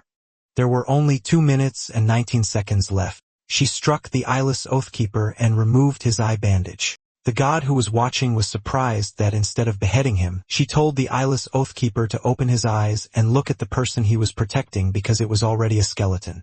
The Eyeless Oathkeeper looked behind him and was shocked. He fell into despair after seeing the skeleton. He started to vanish. 51 seconds remained on the timer. She said that the answer to the riddle was within the riddle itself. The Oathkeeper who could not be killed would only self-destruct once he saw his oath fail. He realized that the weapon given at the start was just meant to mislead him. He asked the one hidden in the mist if he was right. The god revealed himself and said he was correct. The simpler something was, the harder it was to see through, but she managed to do it. The god decided to grant him a blessing after seeing that she had the qualification. She became curious about what power he would receive. A bright light enveloped she. The god told him that this was the true trial, so he had better endure it. She asked what he meant and if there was another trial. The god said that if he wanted to accept the blessing, he had to withstand the source of divine power. He would feel the mental shock from all living beings along with their pain, joy, anger, and sorrow.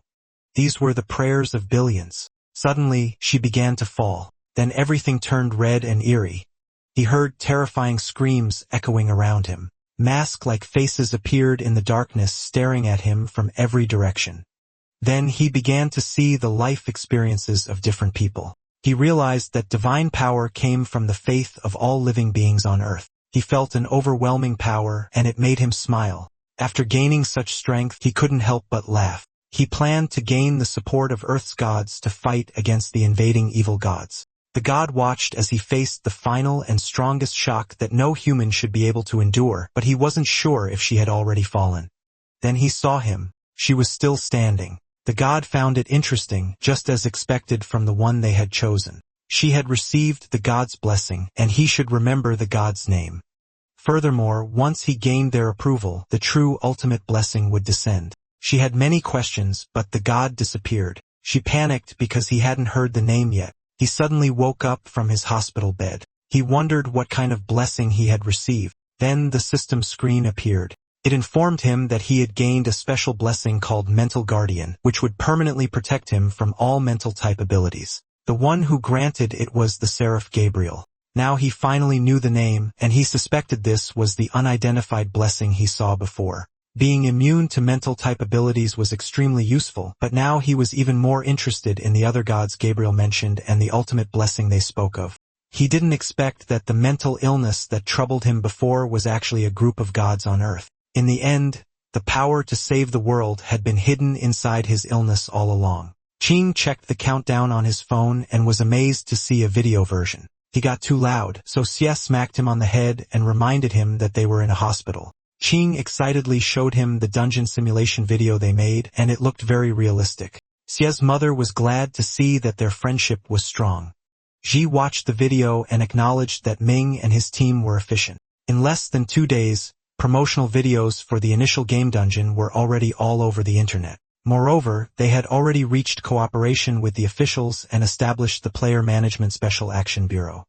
It also showed the World Player Leaderboard. She wondered if the storm he stirred would allow those naturally powerful players to spread their wings and rise. The nurse told Chi to look outside because there was a convoy saying they were there to pick him up. Ching rushed to the window to check. His eyes lit up when he saw that it really was a convoy. The 3 big shots were there. Several guards stood around, and multiple cars followed the limousine. Sherlin saw Ching at the window and asked him to tell Sher that they had come to pick him up to see his new residence. Ching got even more excited. He said that they really brought a convoy just to pick them up. Sher replied that he already knew and they should head down. Deep inside, he wondered if rich people always like to make such a big scene. His mother looked worried. She told him not to get involved in anything illegal. Ching was confused by what she said. She assured her that they hadn't done anything wrong. He said that he was just saving the world right now. That only made his mother more confused. The nurse thought he was still talking nonsense, but she knew that sooner or later they would understand the truth. They went to the villa that Ming had carefully selected. It was surrounded by beautiful mountains and clear water with a garden in the backyard, and all the food was organic and fresh. It also came with 16 bodyguards and 8 nannies working around the clock. It would definitely be comfortable for him and his mother. Shi turned back and told him that he would check the others. Qing was surprised that he didn't even like it. Ming commented that it was such a pity. He couldn't understand Shi's taste. Yejuan and Shilin were waiting for him in the car. Since she didn't like the house Ming prepared, it was now Yejuan's turn. But Shilin thought this was her chance. Yejuan was confident in the house he chose. He believed he would win Shi's favor. Yun believed that a young talent like she should live in a place overlooking the entire Qingshan city. Qing's eyes sparkled. He was amazed to see the whole city. Yun told them that the apartment was located in the most central area of Qingshan City, a landmark building designed by a world-famous architect, and this unit was the top-tier king of the building in the tower. Moreover, he had prepared something extra for sure. Qing became excited. He told everyone to come out. They were the 10 nannies he selected for sure. They were all young and beautiful women. Qing got extremely excited when he saw so many goddess-level beauties. They surrounded Shi. Ming and Shailin were stunned. They hadn't thought of this. This made Yun believe that no man could refuse his offer, but she simply left to check the next place. Yun couldn't believe it. This only proved that she was truly different from others. Ming still hoped he had a chance. Shilin led him to the house she had chosen. It wasn't as luxurious, but she hoped he would like it. She had done her research and learned about his and his mother's past, so she believed he would find the house familiar. Shi said it felt both familiar and unfamiliar. Qing realized that it used to be Shi's childhood home. He knew it had been sold to pay for Shi's treatment. Ming and Yun already knew they had lost. Shilin explained that the house had changed owner several times, so the layout wasn't exactly the same. But she had done her best to restore it and make it comfortable. She realized how thoughtful she was. The room arrangement was close to what he remembered from his childhood. He said he would take it and thanked her. She told him there was no need to be polite since it was her honor. The 2 men felt defeated. They didn't expect to lose so completely. Shi told Qing to bring it out. Shailin asked what it was. Qing handed it over. It was all the strategy guides for the second round dungeons that she had written over the past few days. Only players who cleared the novice dungeon would encounter them. She couldn't believe something so valuable was just tucked into his waistband like that. They asked if they could distribute it to everyone as well. She said there was no need, but they could choose some people with good potential and give it to them. The game day of confinement required players to understand and grow stronger on their own. So for those who passed the novice dungeon by luck, even if they received it, they wouldn't go far.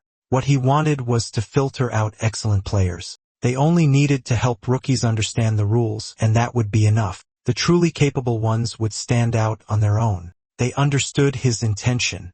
Shilin then asked why he wanted to select these excellent players. She said he needed them to save the world with him. Everyone was shocked. They realized he had a grand goal. There were 2 hours and 69 minutes left before the next round began. Qing proudly told Shi that he was ready and had packed a whole pile of supplies. He carried a huge backpack. She hugged his mother and told her that he would be back very soon. She asked where they were going. Qing, acting like a child, said they were going on an adventure to another world. The countdown ended and the selected players were about to be teleported. King said goodbye to Mrs. Luo. She believed Qing could clear it on his own, so he didn't plan to help him. Qing told him to watch him make it onto the leaderboard, then they were teleported. Just like in his past life, the second dungeon was Extreme Cold Apartment. This was a D-rank dungeon, and those who entered were no longer rookies. They had to find the boss and defeat it to clear the dungeon. There was a 5-minute countdown before the door opened. Just like before, the system gave misleading hints. It wasn't as simple as finding the boss. To clear the dungeon, he needed a completely reliable teammate because the true clearing condition was to team up with a reliable partner and draw out 2 bosses from the top and bottom floors. They had to bring both bosses to the middle floor and make them meet. Only then could the dungeon be cleared. After all, the memory of being betrayed by that person in his past life was still fresh in his mind. He looked forward to meeting the most reliable person in his heart. The special permanent card team formation effect was activated. summoned Rue. She was surprised to see him. She asked what he was doing there, and then she asked where she was. Shai told Rue that he was the one who brought her into his game dungeon. If he remembered correctly, she should have been on a small island and some prompts had appeared in front of her. In his past life, she became a player the second time he entered the game, and her first novice dungeon was an island survival type. It was that island dungeon that gave her deep trauma and caused her suffering for a long time. So the main reason he brought her into his dungeon was to change her fate. He couldn't let her go through that again. She asked how he knew she was on a small island, then she noticed the prompts in front of her. She had been welcomed into the D-rank dungeon, Extreme Cold Apartment. She remembered seeing this game in a video while browsing the internet. She tried to recall its name. She told her that it was called Day of Confinement. He said that he needed a completely reliable teammate, so he chose her. There were 2.5 minutes left before the door would open, and they would face terrifying monsters. He asked if she would be his partner and reached out his hand to her. She remembered the same moment from when they were children. He had asked her to come play with him. Back then, she hesitated, but she still took his hand. And this time, she agreed right away. With 22 seconds left, he asked if she had remembered everything he said. She said she had memorized it all. Monsters could appear anywhere, so she shouldn't touch anything carelessly.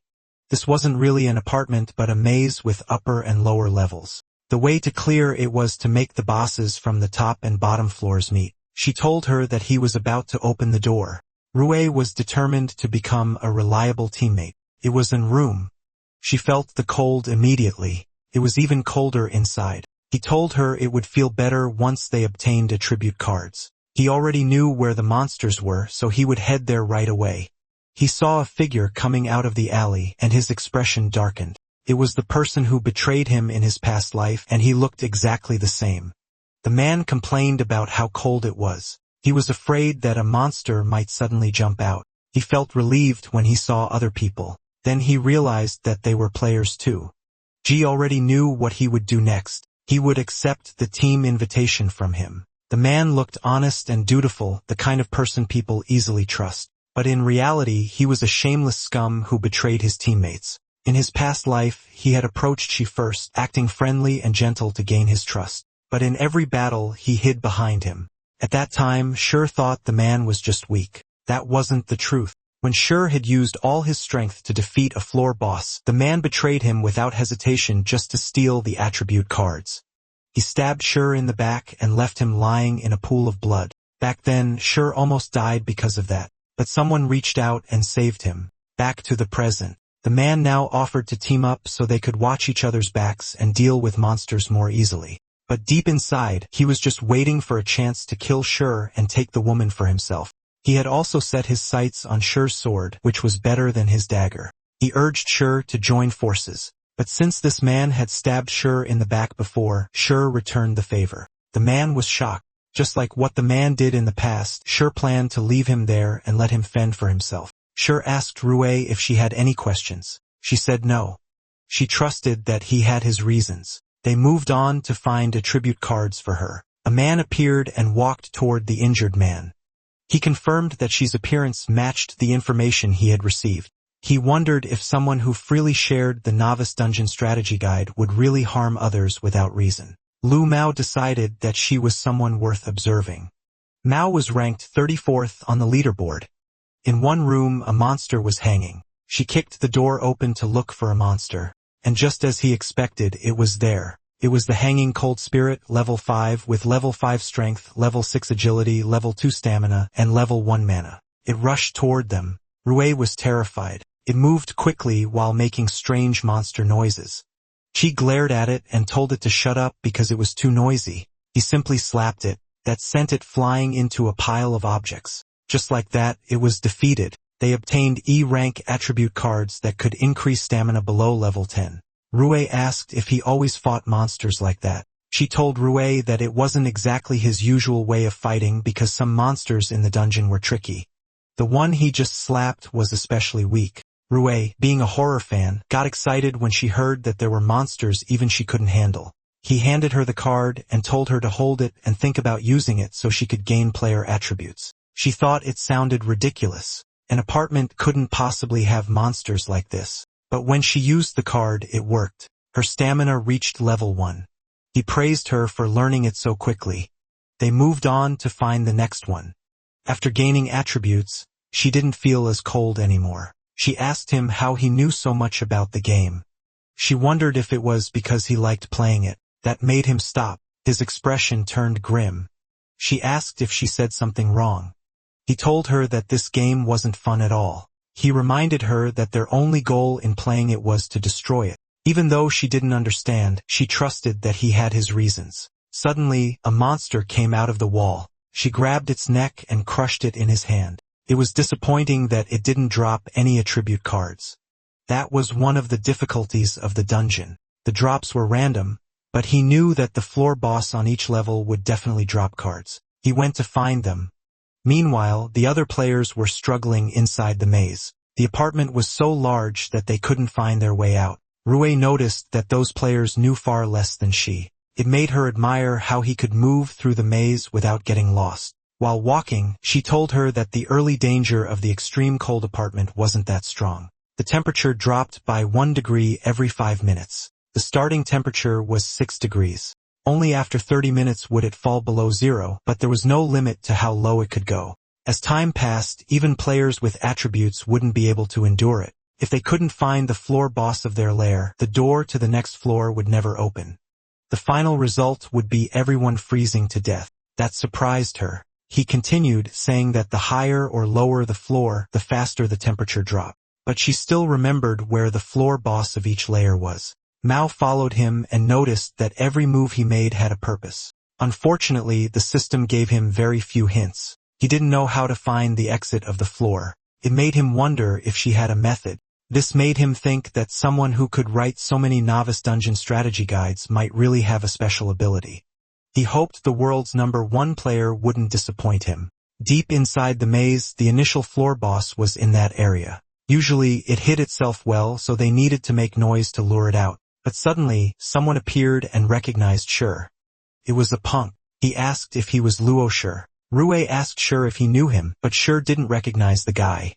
They walked past him, which made the man shout at them not to look down on him.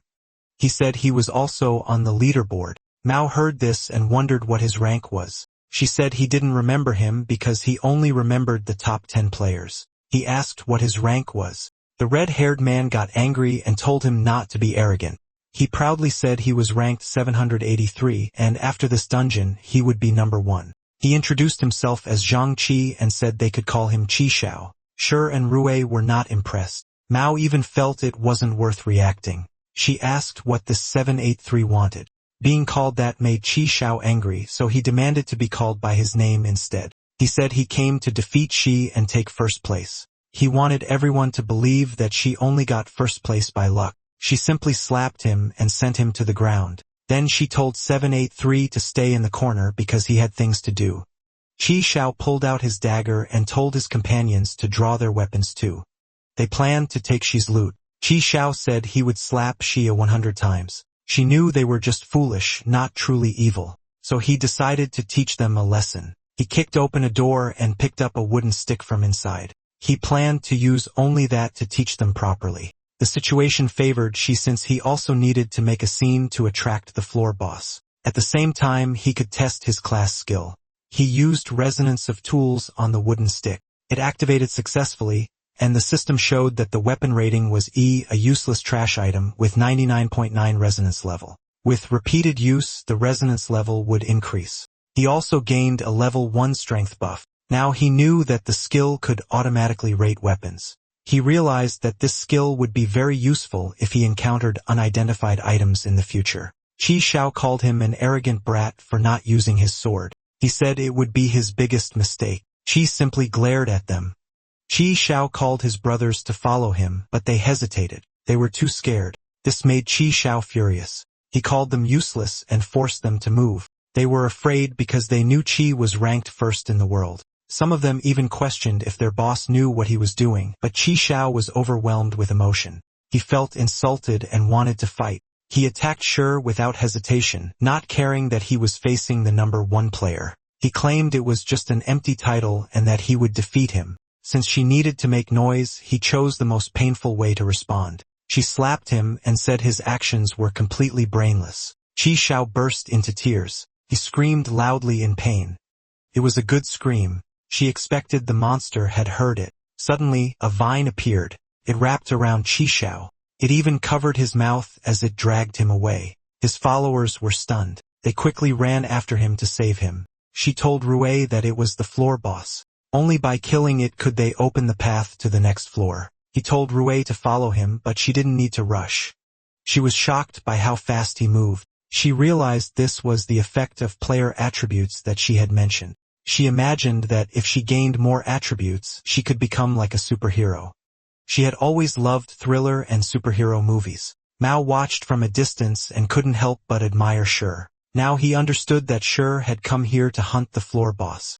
He began to think that if they could fight alongside him, their chances of clearing the dungeon would be very high. If he could become Shi's teammate, he would be willing to pay a price. Qi Xiao's men shouted at the monster to release their boss. They were angry, and they kept yelling threats at it. One of them bravely jumped forward, but they were all struck in the chest one after another. This monster was a man-eating flower, level 8 and E+ rank floor boss. It had level 9 strength, level 7 agility, and level 5 stamina. Qi Xiao saw its rows of sharp teeth and hoped someone would save him. He saw Shi approaching. He felt relieved since it was the world's #1 player, but he still wondered if Shi would help him after what he did. Shi rushed toward the monster. He swung his sword. The monster let out a loud cry of pain. Qi Xiao felt relieved that Qi saved him, but at the same time he felt even worse than dying. Qi told him not to just lie there. He said that since he made it onto the leaderboard, he should win properly. And when he reached the top 10, she would fight him fairly. Qi Xiao was stunned. He thanked Qi and promised that he would make it into the top 10. Just like in Qi's past life, once the floor boss was defeated, the path to the next level opened. But at the same time, there were two choices. He could go up and face the mutated apartment creatures, or go down and face the terrifying apartment dead entities. Rui finally caught up with him. The system gave Shi 4 minutes to decide. Shi saw the two options and asked which one he would choose. Qi Xiao felt worried since both choices sounded scary for girls. But deep inside, Rui was excited. Above meant monsters. Below meant ghosts.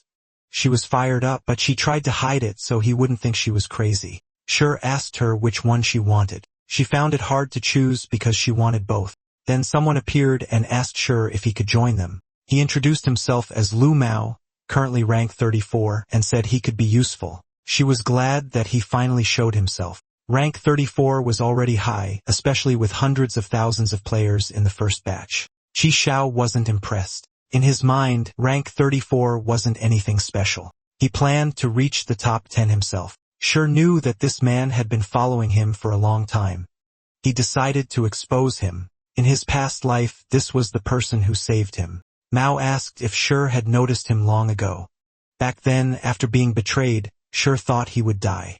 But when Mao appeared, he was saved. At that time, Mao recognized his ability and said they needed a comrade like him.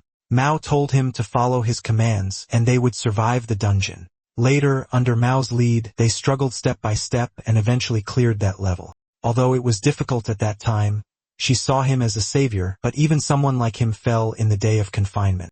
At that moment, she realized that no matter how strong someone was inside the game, they were still just toys to the evil gods. Mao felt uneasy when she didn't speak. He asked if there was any problem. Qi Xiao still thought she wouldn't accept someone like Mao, but to his surprise, she agreed. He needed someone strong like Mao. Mao thanked him and offered a small token of respect, but she said it wasn't necessary because in his past life, Mao had already repaid him. Now it was his turn to return the favor. Mao assumed that she was already strong and didn't need attribute cards, but he knew the woman would need them. Rui's eyes lit up. She imagined becoming like a superhuman, but she still looked at Shi for approval. Shi told her it was her choice whether to accept or not. That made her happy. He knew she needed the cards to grow stronger. She accepted them happily.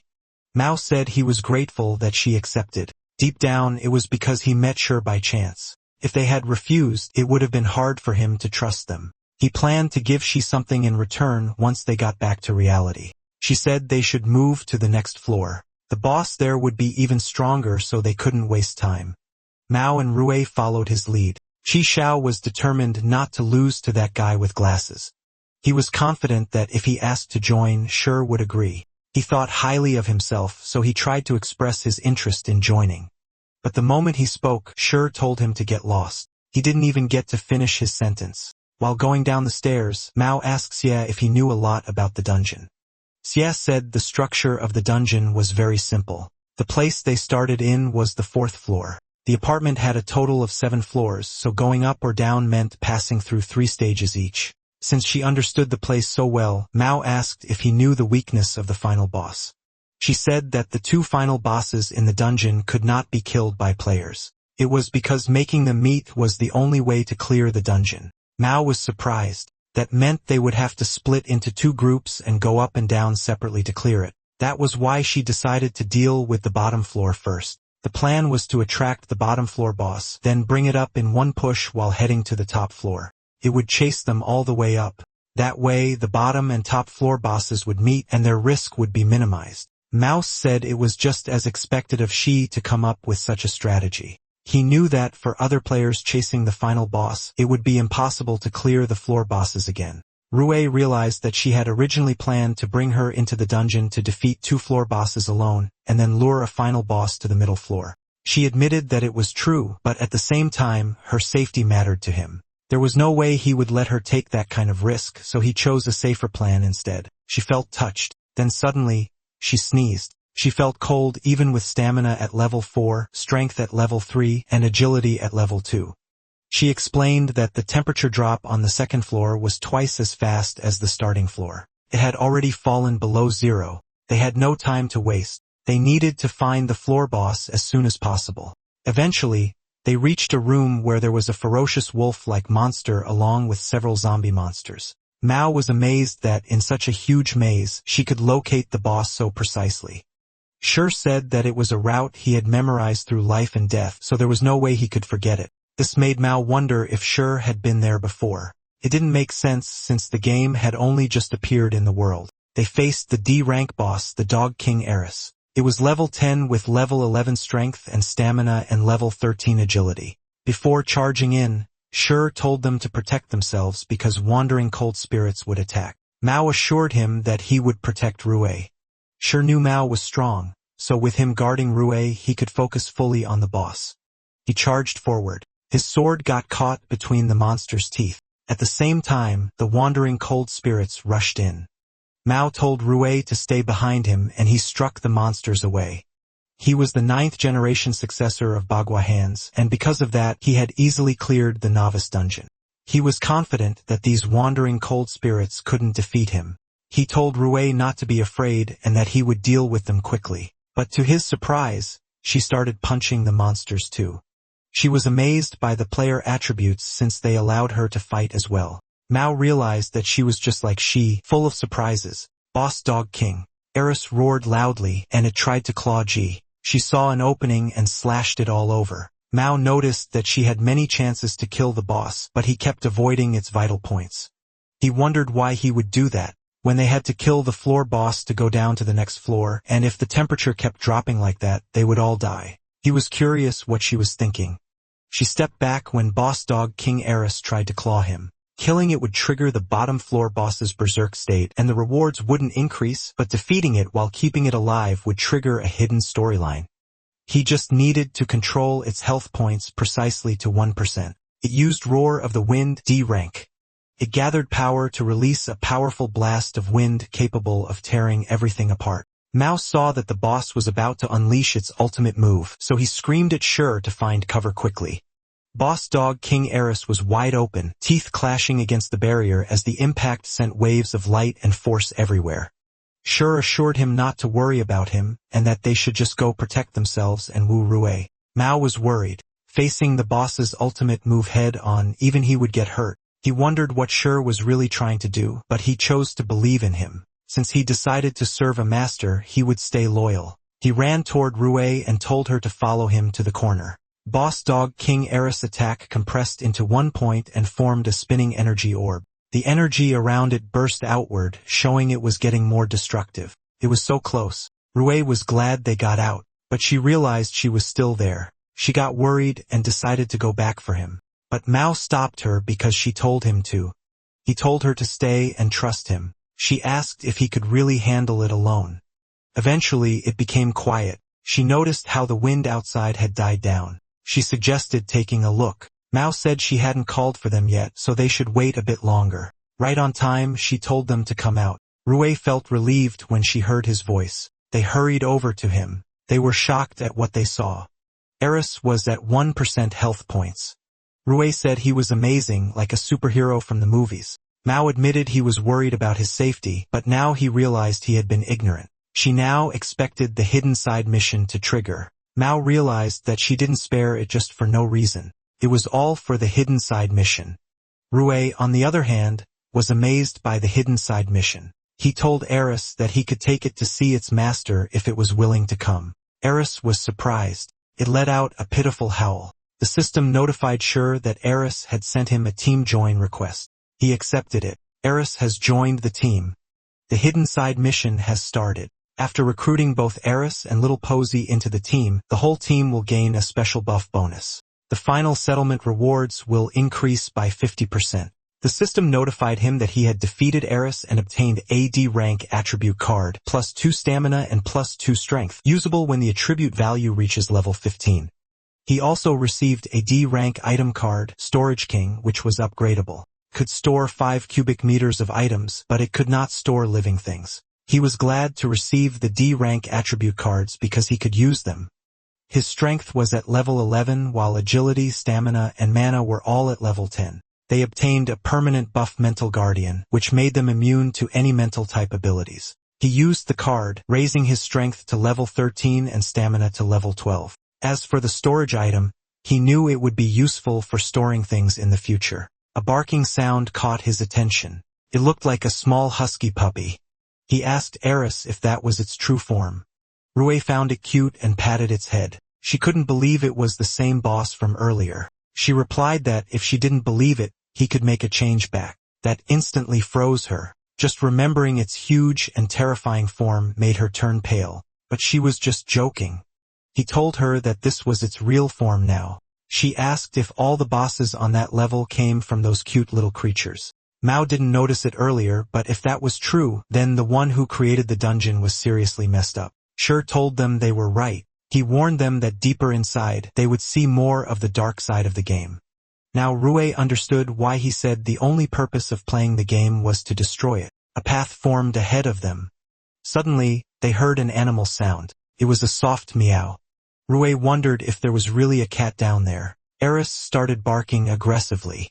She knew that wasn't a cat, but the floor boss of the next level. He told them to move. It was already getting impatient to see its old friend. Extreme cold apartment, -2nd floor. Current temperature, -10 degrees Celsius. The temperature in this stage drops by 2 degrees every minute. Some E rank and D rank cold spirits at level 9 roam around the area. Shermao and Rui watched them.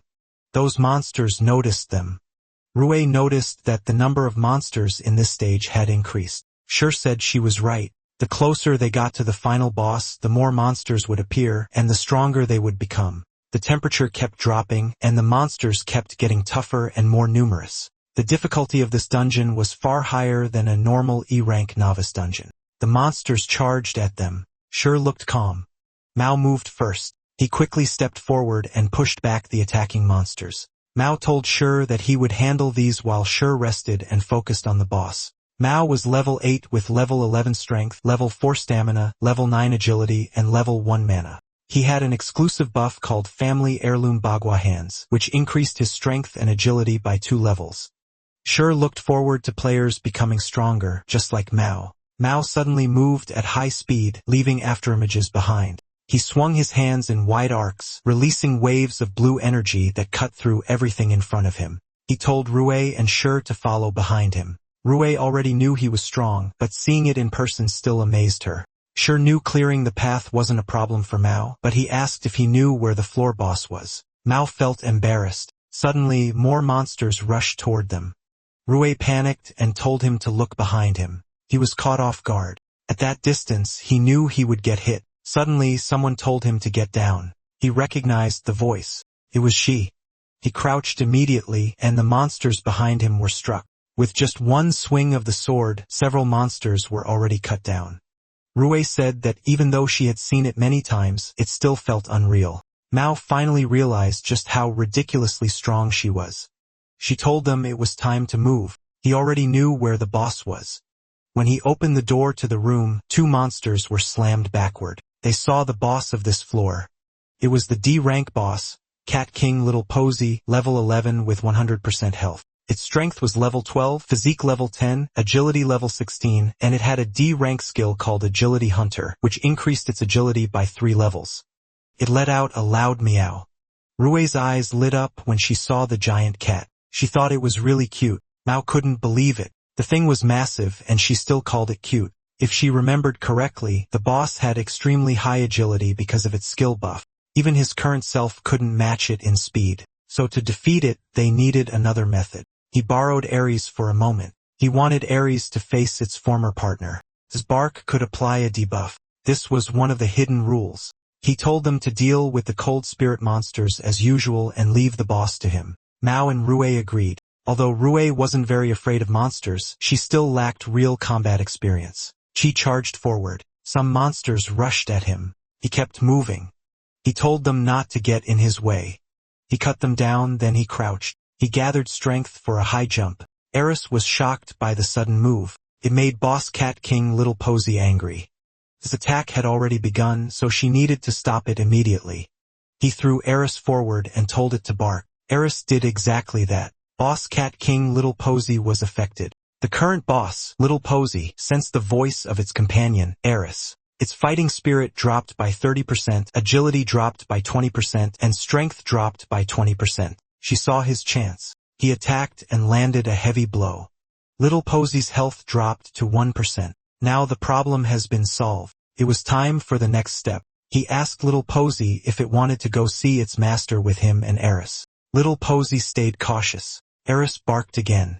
Little Posy's expression softened. She received a notification. Little Posy had sent a team join request. He accepted it. The system notified him that he had recruited the negative second floor boss, Little Posy. He received rewards, D-rank attribute cards, 2 agility and 2 strength, usable when the attribute value is below level 15. He also received a D-rank item card called Incomplete Upgrade Core, which could upgrade weapons or items below D-rank, but only one ability. He was glad. He could finally upgrade one of the Blue Vein Sword's abilities. He used the attribute cards immediately.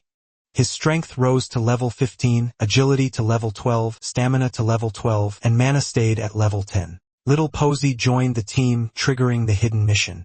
The whole team gained a special buff called Past Intimacy. It gave plus 20% defense, plus 20% strength, and plus 20% agility. There was also a 50% chance to awaken the bottom floor boss's past memories. The final settlement reward also increased by 50%.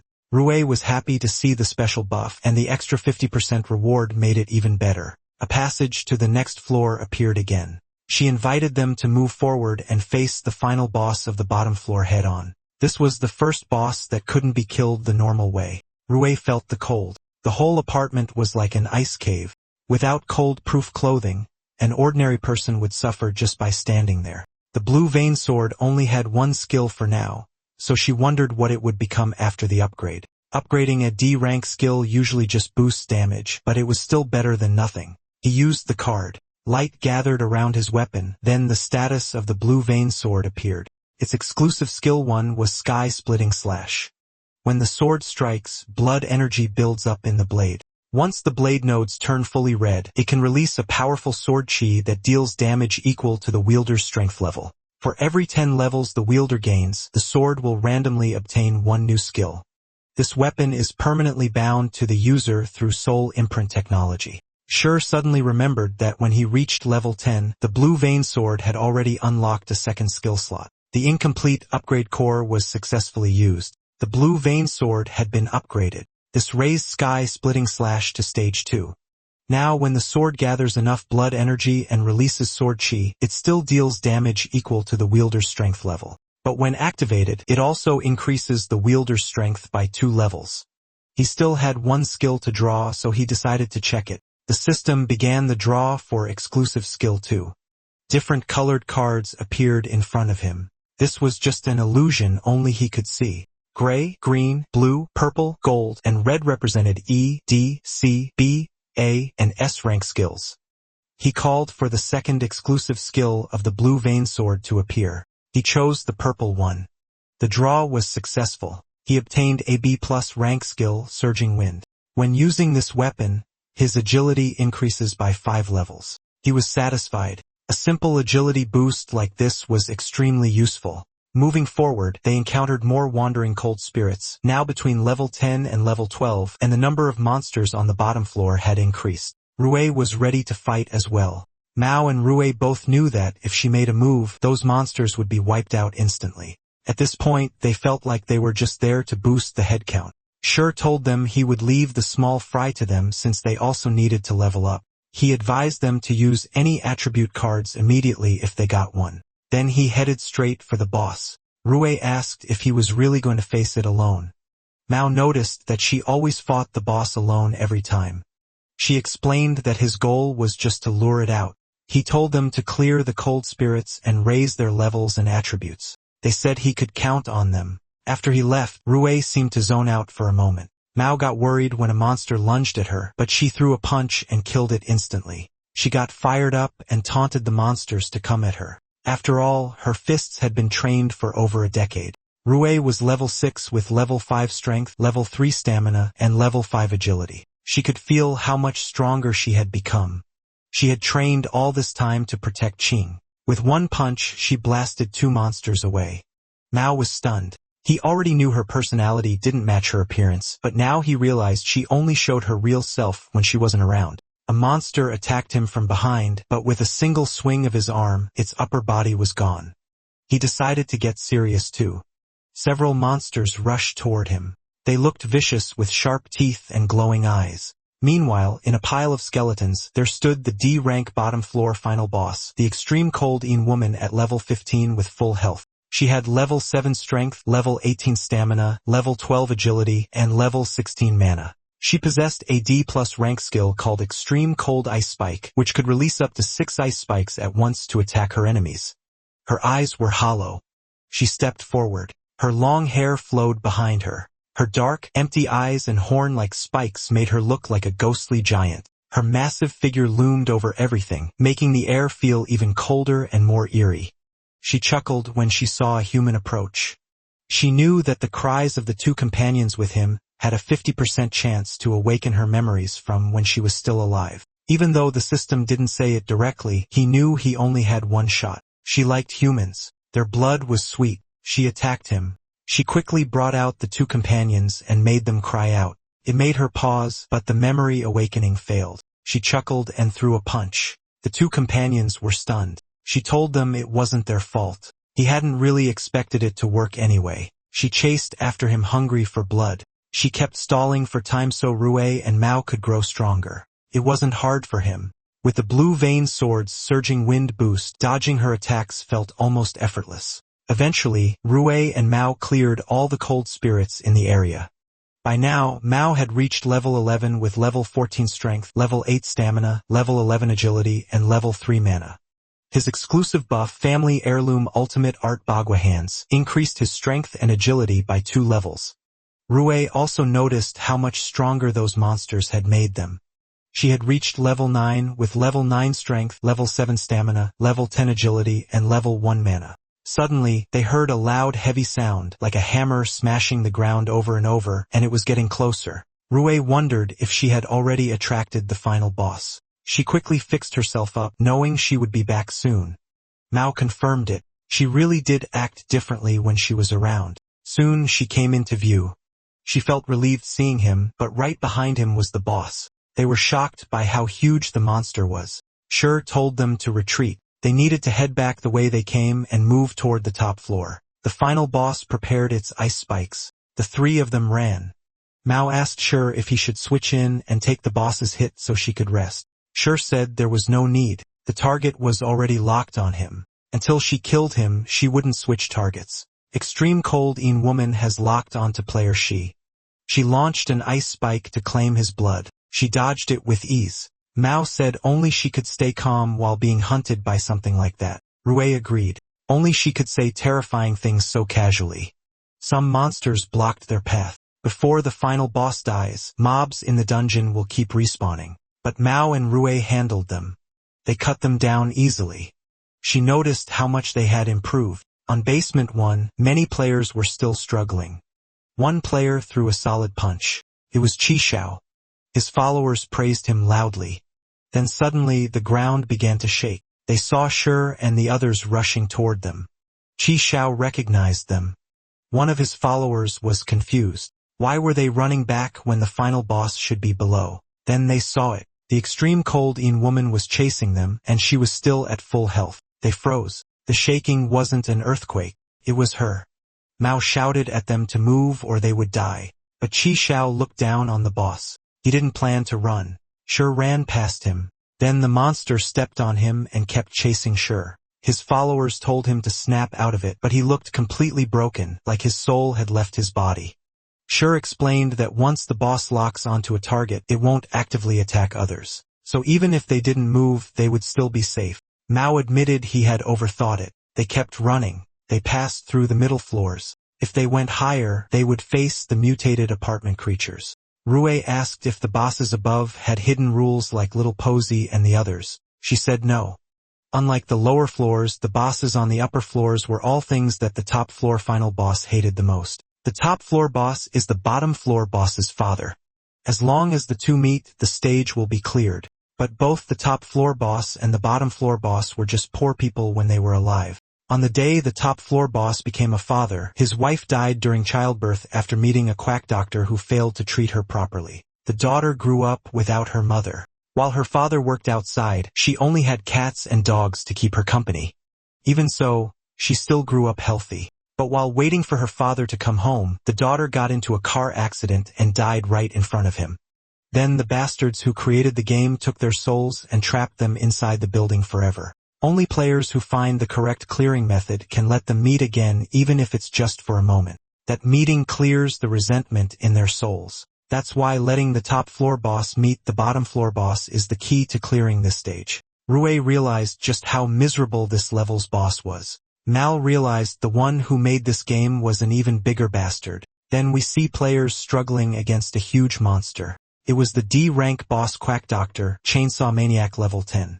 His strength was level 12, stamina level 9, agility level 10. Pure Quack Doctor. Countless patients had died in his hands. The moment Mao saw it, he knew it was the Quack Doctor. Rue added that no normal doctor would ever look like that. Shi told everyone to get down. There was a clear opening for him to attack. Shi rushed forward and slashed the Quack Doctor. He killed the D-rank boss Quack Doctor, Chainsaw Maniac, and headed straight for the staircase. The other players were stunned. They were impressed, but also curious about who he was. The monster kept chasing after him. The players were shocked when they saw it appear again. They had no idea why it showed up there. They thought they were about to die and braced themselves, but the monster just ran past them. The monster shouted at Shi, telling him not to even think about escaping. The players realized someone had lured it up there. That made them understand something. They'd already cleared the floor below. Now they finally saw how strong those players were. The next monster was the D-rank boss modified truck driver level 11. It had level 17 strength, level 11 stamina, and level 11 agility. Its D-rank skill, illegal modification, boosted its strength even further. This guy would do violent upgrades, legal or not, just to earn more money. Rue and Mal were terrified, but she didn't hesitate. He charged straight in. The modified truck driver threw a punch. She leapt high into the air and chopped its body clean in half. He killed it. When the dust settled, they continued toward the staircase. A shadow slowly crept out from the rubble. It twisted and formed into a creature. The evil god had noticed she and the others. They cleared the dungeon faster than what the gods had designed. To it, they were anomalies. At the top floor stood a mutated freak, level 10, and it wasn't alone. Many monsters surrounded it. All of them suddenly turned in one direction. They heard the noise from the commotion. Shi told the two of them to rush forward because the door ahead led to the top floor boss. The monster let out a loud roar. Shi told them to keep moving and leave everything else to him. With a single slash, he cut down several monsters, and the two of them charged ahead. They pushed the door open. And the final boss was right there. They stepped into the top floor boss domain. It was the extreme cold ringleader, level 15. It had level 16 strength, level 19 stamina, level 15 agility, and level 1 mana. It had a D-rank skill called Extreme Cold Breath, letting it unleash freezing air at will.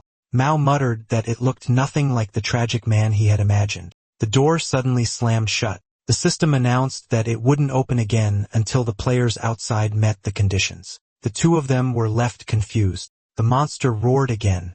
Rue realized they had to survive on their own until she opened the door. Mao knew that meant fighting to the death. A mission was triggered. She had to kill all mutated freaks on the floor within 5 minutes. Otherwise, the door to the boss room would stay shut. This was a late game rule, but somehow it appeared in the second dungeon. Something else felt off. She noticed something watching him.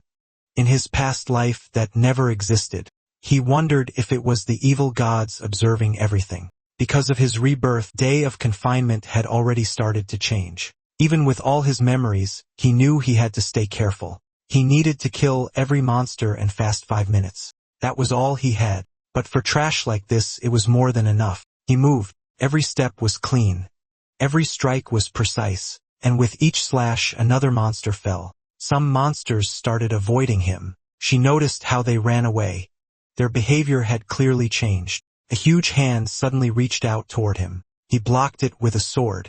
It was the extreme cold woman. Now he understood. The real difficulty came from her. She was there to stop him. The monster stared at him, craving fresh blood. She read her next move. Ice crystals burst out from the ground. He could have been trapped, but there was no blood. She had already slipped behind her and unleashed sky-splitting slash stage 2. Power surged from his blade, and the strike cut her clean in half. She seemed almost amused that he got behind her. She landed safely on the ground. He knew he couldn't kill her, but disabling her was enough. Now he could focus on wiping out the other monsters and opening the door. There were 4 minutes and 15 seconds left, and the boss that Rue and Mao were facing couldn't even be killed. It was even stronger than the woman.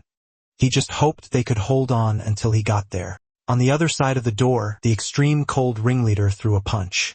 The impact blasted someone across the room. Mao slammed into the door and coughed up blood. He couldn't keep up with its speed. He couldn't believe this was the kind of power she had been fighting alone. He always thought the gap between them wasn't that big, but now he understood the difference between rank 1 and rank 34. It wasn't a gap. It was a chasm. Rue stepped in and blocked the next attack to protect him. She told him to get up. They had promised to hold on until she arrived, but the moment she got distracted, the monster grabbed her. Mao stepped in and used Bagua Hand's third form. He struck the monster's face and knocked it to the ground. Rue couldn't believe what she just saw. Mao clenched his fists. He refused to give up again, even if the gap between him and she was as wide as a chasm. He activated Bagua Hand's enraged state. His strength rose to level 4. His mana surged to level 10. In this state, he could use Bagua True Ki to launch attacks from a distance. The monster got back up and attacked again. Mao told it not to underestimate him. He struck it again, forcing it back, then he unleashed a series of palm strikes. The monster was eventually slammed to the ground. He didn't expect the special force method his father taught him to actually work here. Back then, his father told him that Bagua Hands wasn't just for close combat.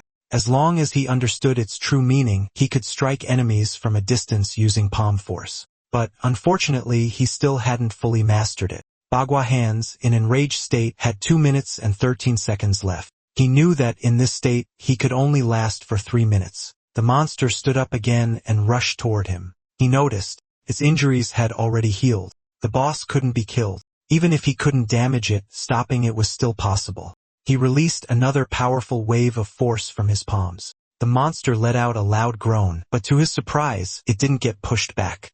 It had already adapted to his attacks. In the next moment, the monster grabbed his head. It was bad. He had forgotten just how fast it was. At this point, there was only one option left: fight to the death. He threw out one last powerful palm strike, but the monster didn't move at all. His stamina was completely drained. His enraged state ended early. Things were looking bad. Continuous attacks had pushed his body to the limit. The monster raised its claw, ready to tear him apart. Mao knew this was the end. Then a gunshot rang out. The bullet struck the monster's back, and it dropped to the ground. Rue was the one who fired. The weapon was originally a gift for Sure, but saving Mao came first. Sure knew Sure wouldn't mind. It was a 6-shot revolver, a gun-type weapon. It consumed the user's stamina and could reload automatically. It was rank E and had the skill Precision, boosting strength by 3 levels and accuracy by 30%. Mao was stunned. He wondered if it came from a monster drop. He hadn't even noticed when Rue got it.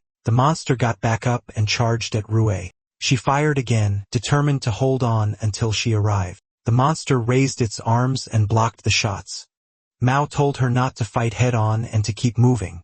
The boss could adapt to any damage it received. In other words, it couldn't be killed. Rue was shocked hearing that. Then the monster grabbed her. She gritted her teeth and kept firing, trying to force it back, but it threw her away.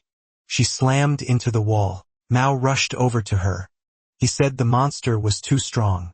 They couldn't beat it. The monster opened its mouth, preparing to unleash extreme cold breath. They both knew. This was the end. Rue felt a wave of regret. Mao asked if she had any regrets in life. The freezing breath was about to swallow them whole. She said she regretted not dying together with Sure. Then suddenly the door burst open. The freezing breath exploded across the room. They froze in shock. Sure had arrived. He told them something unexpected had happened. Rue thought she would never see him again. Mao said she had saved his life once more. She realized that if he had been even a second later, they would have died. He told them it was over. The clearing conditions had been met. The Coldine woman still craved blood. But then the two monsters looked at each other, confused. The system announced that the hidden clearing condition had been fulfilled. It was a meeting that should never have been possible. The two recognized each other. The level clear storyline activated. Their forms began to change back to normal. The child called out to her father. The father called out to his daughter. They embraced. And just like that, the ending was reached. Their tragic memories flooded into the players' minds as the stage was cleared. Rue realized that just as she said, they were a tragic father and daughter pair. Mao burned with anger at the one pulling the strings behind everything. She felt something was off. He wondered if things would really go smoothly. The clearing steps were exactly the same as in his memory. But instead, it triggered a mission. The evil god complained that it happened too fast and wasn't satisfying at all. Then something appeared right in front of them. Rue asked what it was. It was a boss-level triggered mission. The God Scout had descended. Its purpose was to reset everything and make the gods satisfied. The God Scout told them they did not understand God's grace. It said their job was to make God happy and satisfied. It declared that the true grand performance had begun. It unleashed chains that struck everyone. The father and daughter turned back into monsters. The two of them groaned in pain. Rue and Mao couldn't believe they had turned back. Eris and little Posy ran toward them like they were worried. Rue tried to stop them, but the God Scout targeted them. Mao realized it wanted to turn them into monsters, and they couldn't let that happen. She moved in a flash and deflected the attack. Rue grew worried for him. The God Scout decided it was him who kept interfering with the performance. She had noticed this earlier, and he could tell it was different from the other monsters. There was no level prompt, no health bar, and it wasn't even hostile. In his past life, he had never seen anything like it. The God Scout decided to kill that anomaly. The Coldine woman and the Cold Ringleader charged at him. She threw Eris and little Posy toward Mao and Shui. He prepared to draw his sword. He unleashed a powerful slash and struck both monsters at the same time. He knew they wouldn't die, so he chose to cut them at the waist first to buy some time. The Cold Ringleader's health dropped to 82% and the Een woman's to 79%. He was shocked to see their health actually going down. Another mission was triggered, entering Phase 2 of the Extreme Cold Apartment boss battle. The objective was to behead the boss and extinguish their souls. This time, killing them would allow them to leave this place. Mao asked what that meant. The God Scout answered that it meant exactly what it said. It wanted them to kill the monsters and erase their souls completely. After all, they were humans who had offered their souls to God. So the God Scout assumed it wouldn't burden them mentally. It asked the anomaly player if that was correct. She grew annoyed at this thing. Rue called the God Scout a bastard. Mao wasn't pleased either since those monsters were once human and had tragic fates, but the God Scout pointed out that everything was for God's enjoyment. God was above the sky watching them. It declared that failing to deliver a proper performance was blasphemy. Rue fired at it, shouting that she didn't care if their god was satisfied. She demanded it stop the mission. The god scout caught the bullet between two fingers and said her power wasn't enough to hurt it. Mao couldn't believe it caught a bullet with its bare hands. He also noticed it had no level prompt. He wondered what level it even was. Sure was also surprised that it reached out and caught the bullet so easily. The two monsters charged at him. Sure stepped back to dodge their attack. He couldn't draw his sword because killing them now would mean cutting down their true souls. They were bosses now, but he felt they had done nothing wrong. They were just trying to pay the price to keep a small moment of happiness. Something dropped to the ground, and it shocked him. The cold ringleader was crying. He couldn't believe it. Then he heard their souls begging him to kill them and set them free. He listened to their voices.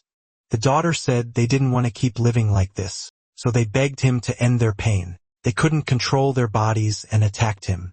They kept begging him to free them. They didn't want to live like this, hurting others just to survive. They continued to beg. The God Scout watched their suffering and declared that this was exactly the performance God wanted. It said God loved turning beauty into pain and hope into despair. Nothing brought God more joy than this kind of cruelty. G promised to help them. He moved fast. But before helping them, he wanted to take down the bastard playing with them first and punish it right in front of their eyes. The God Scout was caught off guard. It reminded him that it was God Scout, but she didn't care. He knew it wasn't immortal, then he slashed it. The God Scout couldn't believe it. Sure said that one day he would cut down their god too, but for now he would send the scout to hell and make it wait. The God Scout cried out for help from God. It was swallowed by an explosion. The God Scout was furious that a mere human dared to kill him. It exploded. Rue was glad she had taken care of it. But he noticed something else. Another creature appeared, angered that its subordinate had been killed by a toy like she.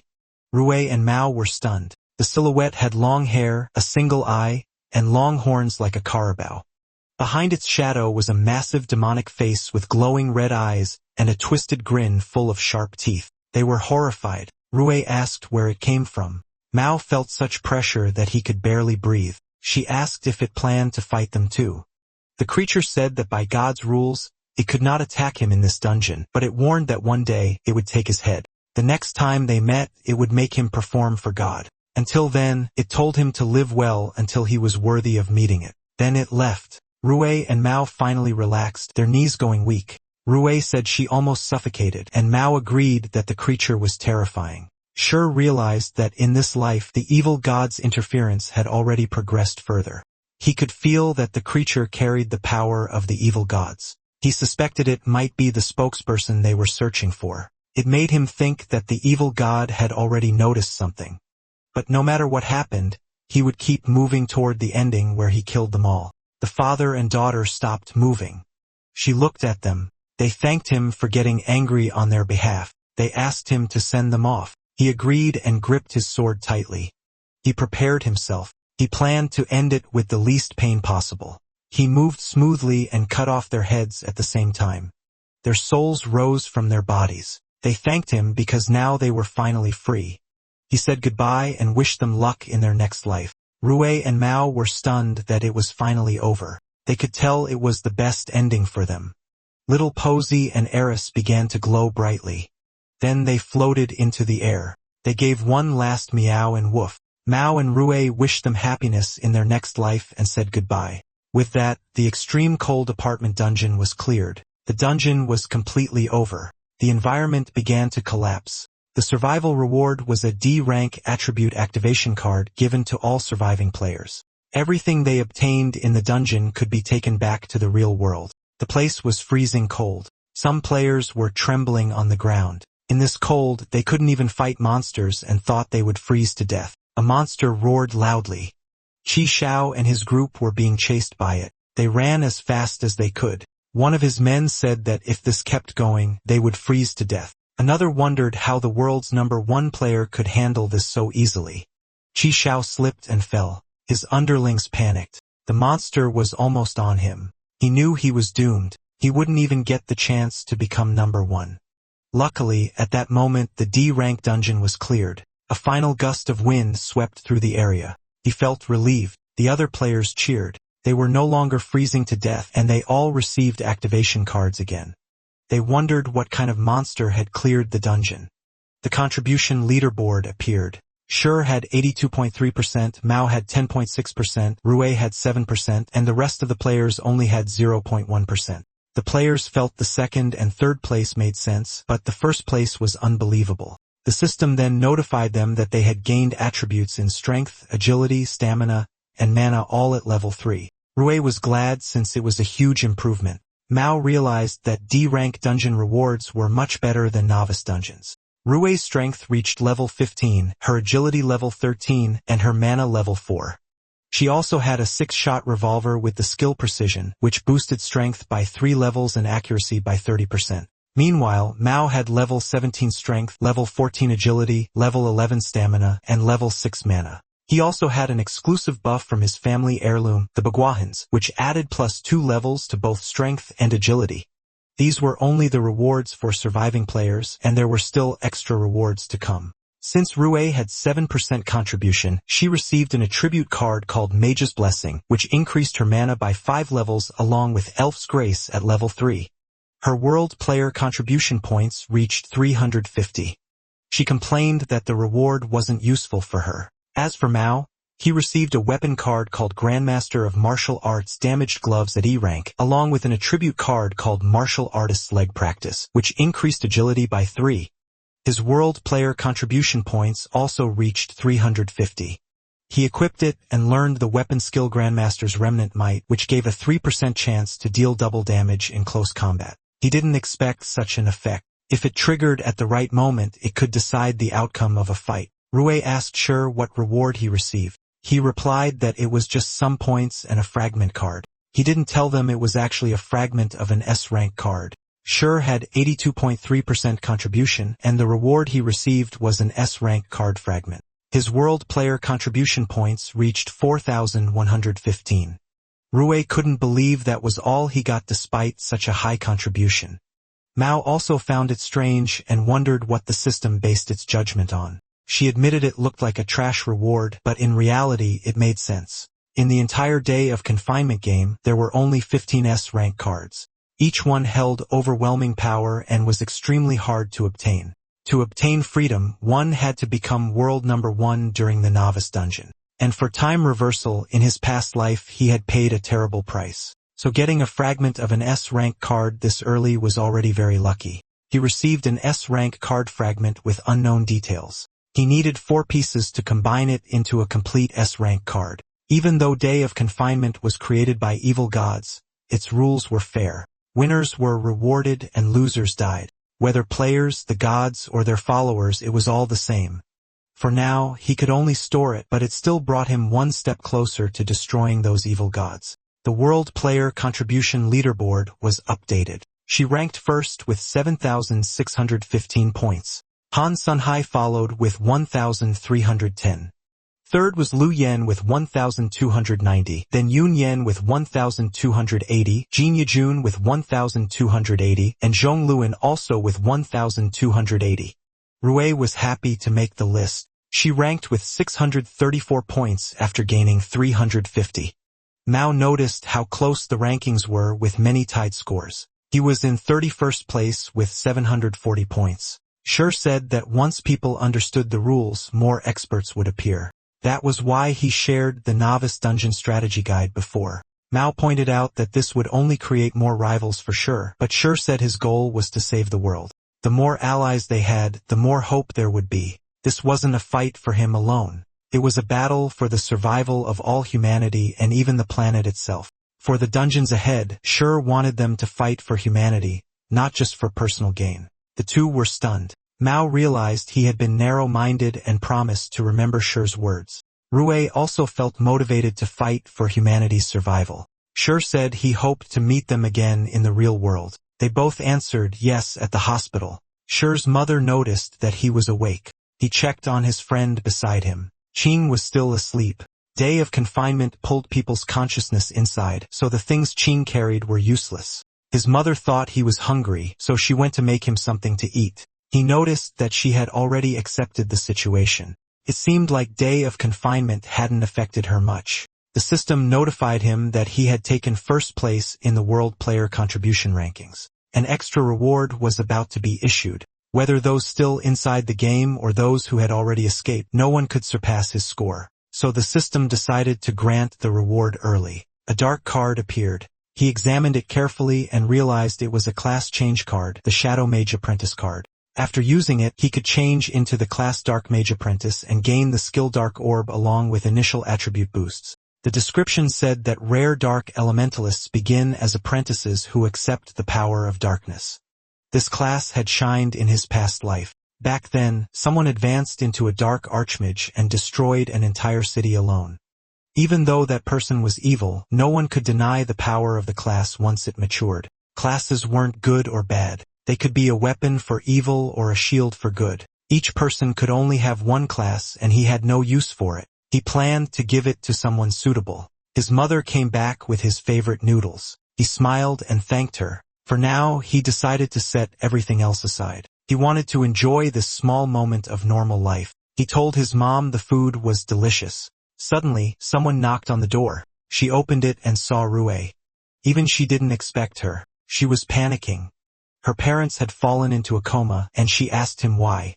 He told her they were trapped inside day of confinement. She asked if there was a way to save them. He told her to calm down. Right now, there was no other way. There was only one freedom card. Aside from that S-rank card, there was no way to escape the game. If someone died in the game, they would fall into an eternal coma. Their body wouldn't die right away, but without someone to care for them, they would eventually die from starvation or organ failure. Tears filled her eyes as she asked if there was really no way. He looked at her and sighed. He had made his decision. He told her there was one way. He told her to use the class change card, grow stronger, and clear dungeon after dungeon. She was stunned. In simple terms, she had to become strong enough to hunt down the ones who created this twisted game.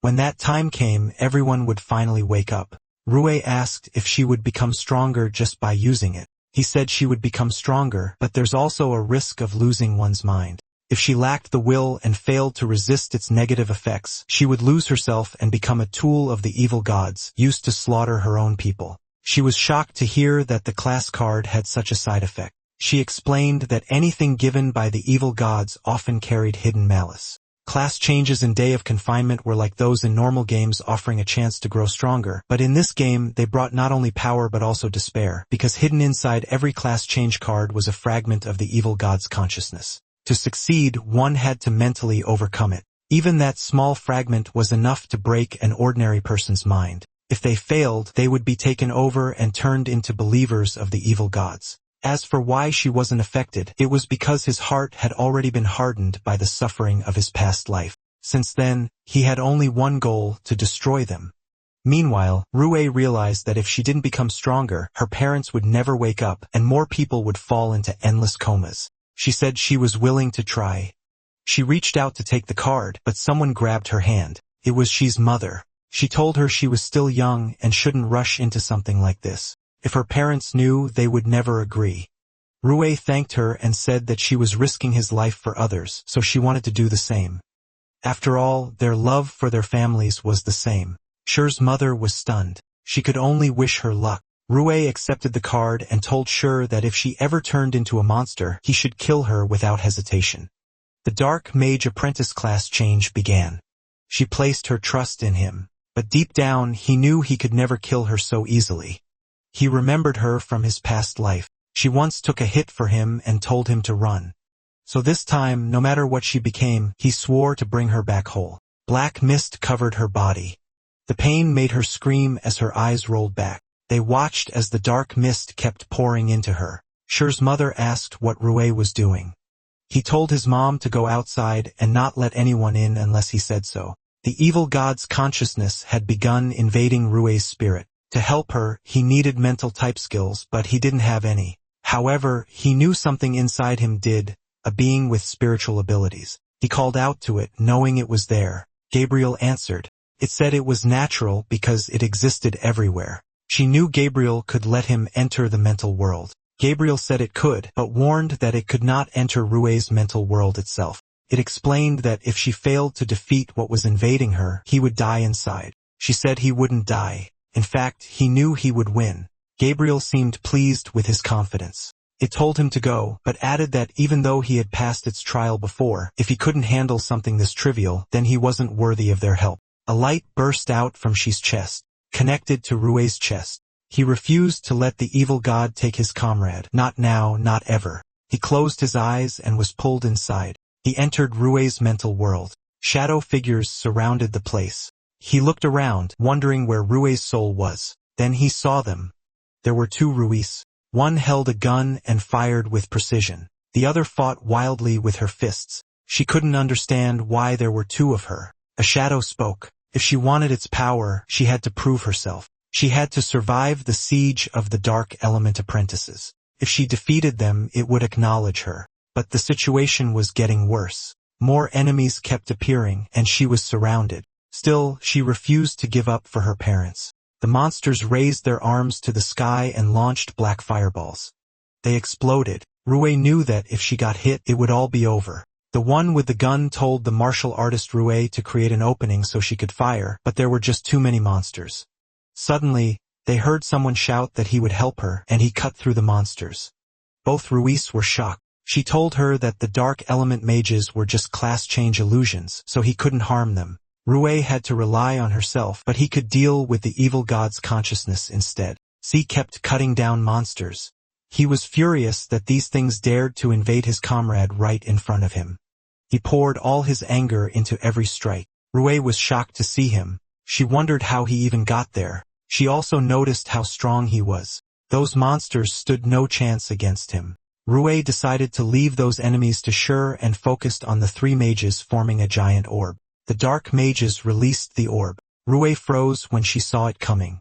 One Rue grabbed the other and pulled her away just in time. She realized the orb had a devouring effect. That's when she knew she wasn't lying. The class was truly powerful. She managed to step back, but then more orbs rained down on her. One Rue grabbed the other again while she kept firing. They were surprised the orb could attack like this. It was the difference between charged and instant casting. The Rue with the gun chose to fight back. They couldn't just keep dodging forever. She fired at the mages. 2 shots took away 15% of their health. She realized their defense was extremely high.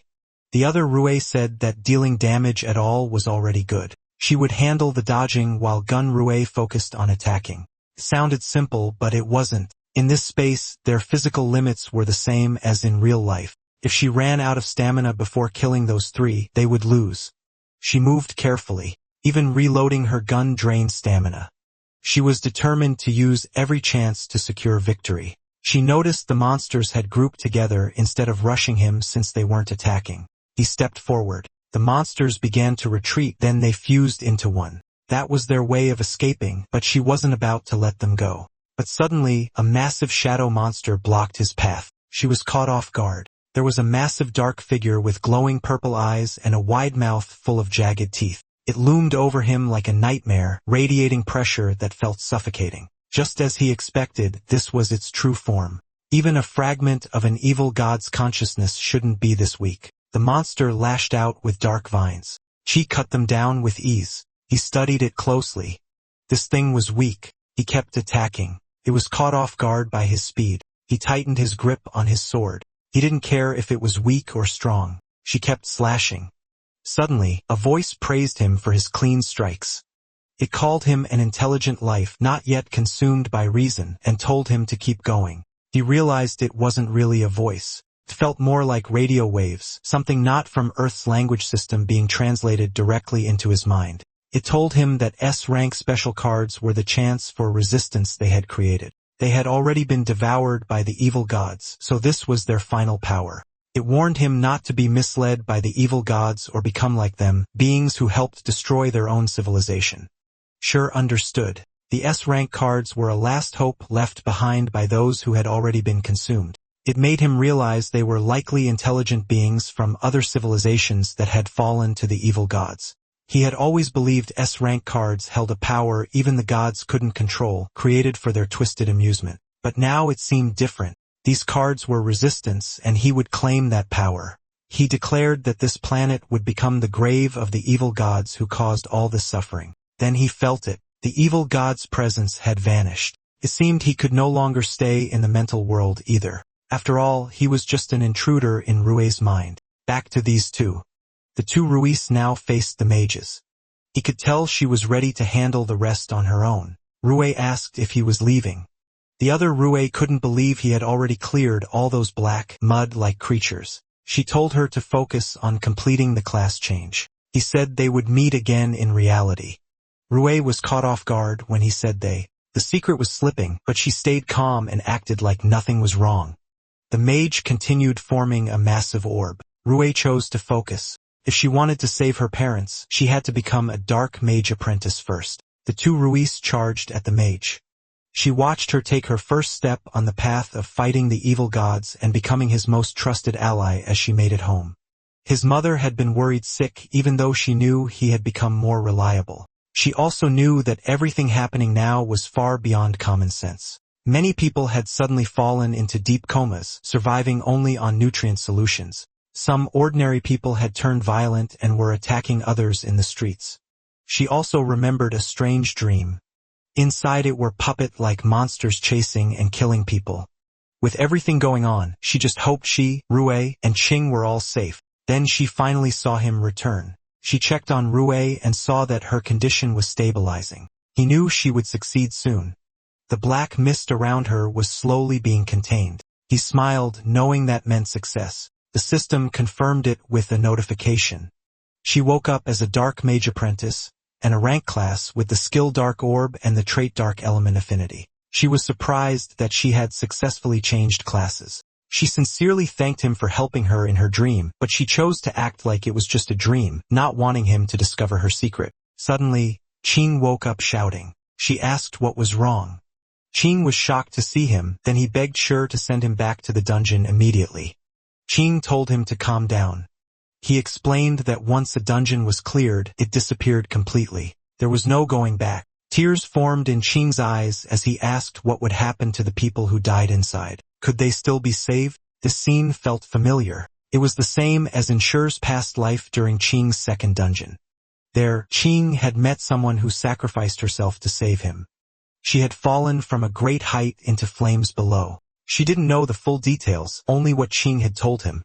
He couldn't judge what advice to give. Saying the wrong thing might push Qing toward death. He even thought about bringing Qing into his own dungeon to help him avoid this pain, but he knew that wouldn't be right for him.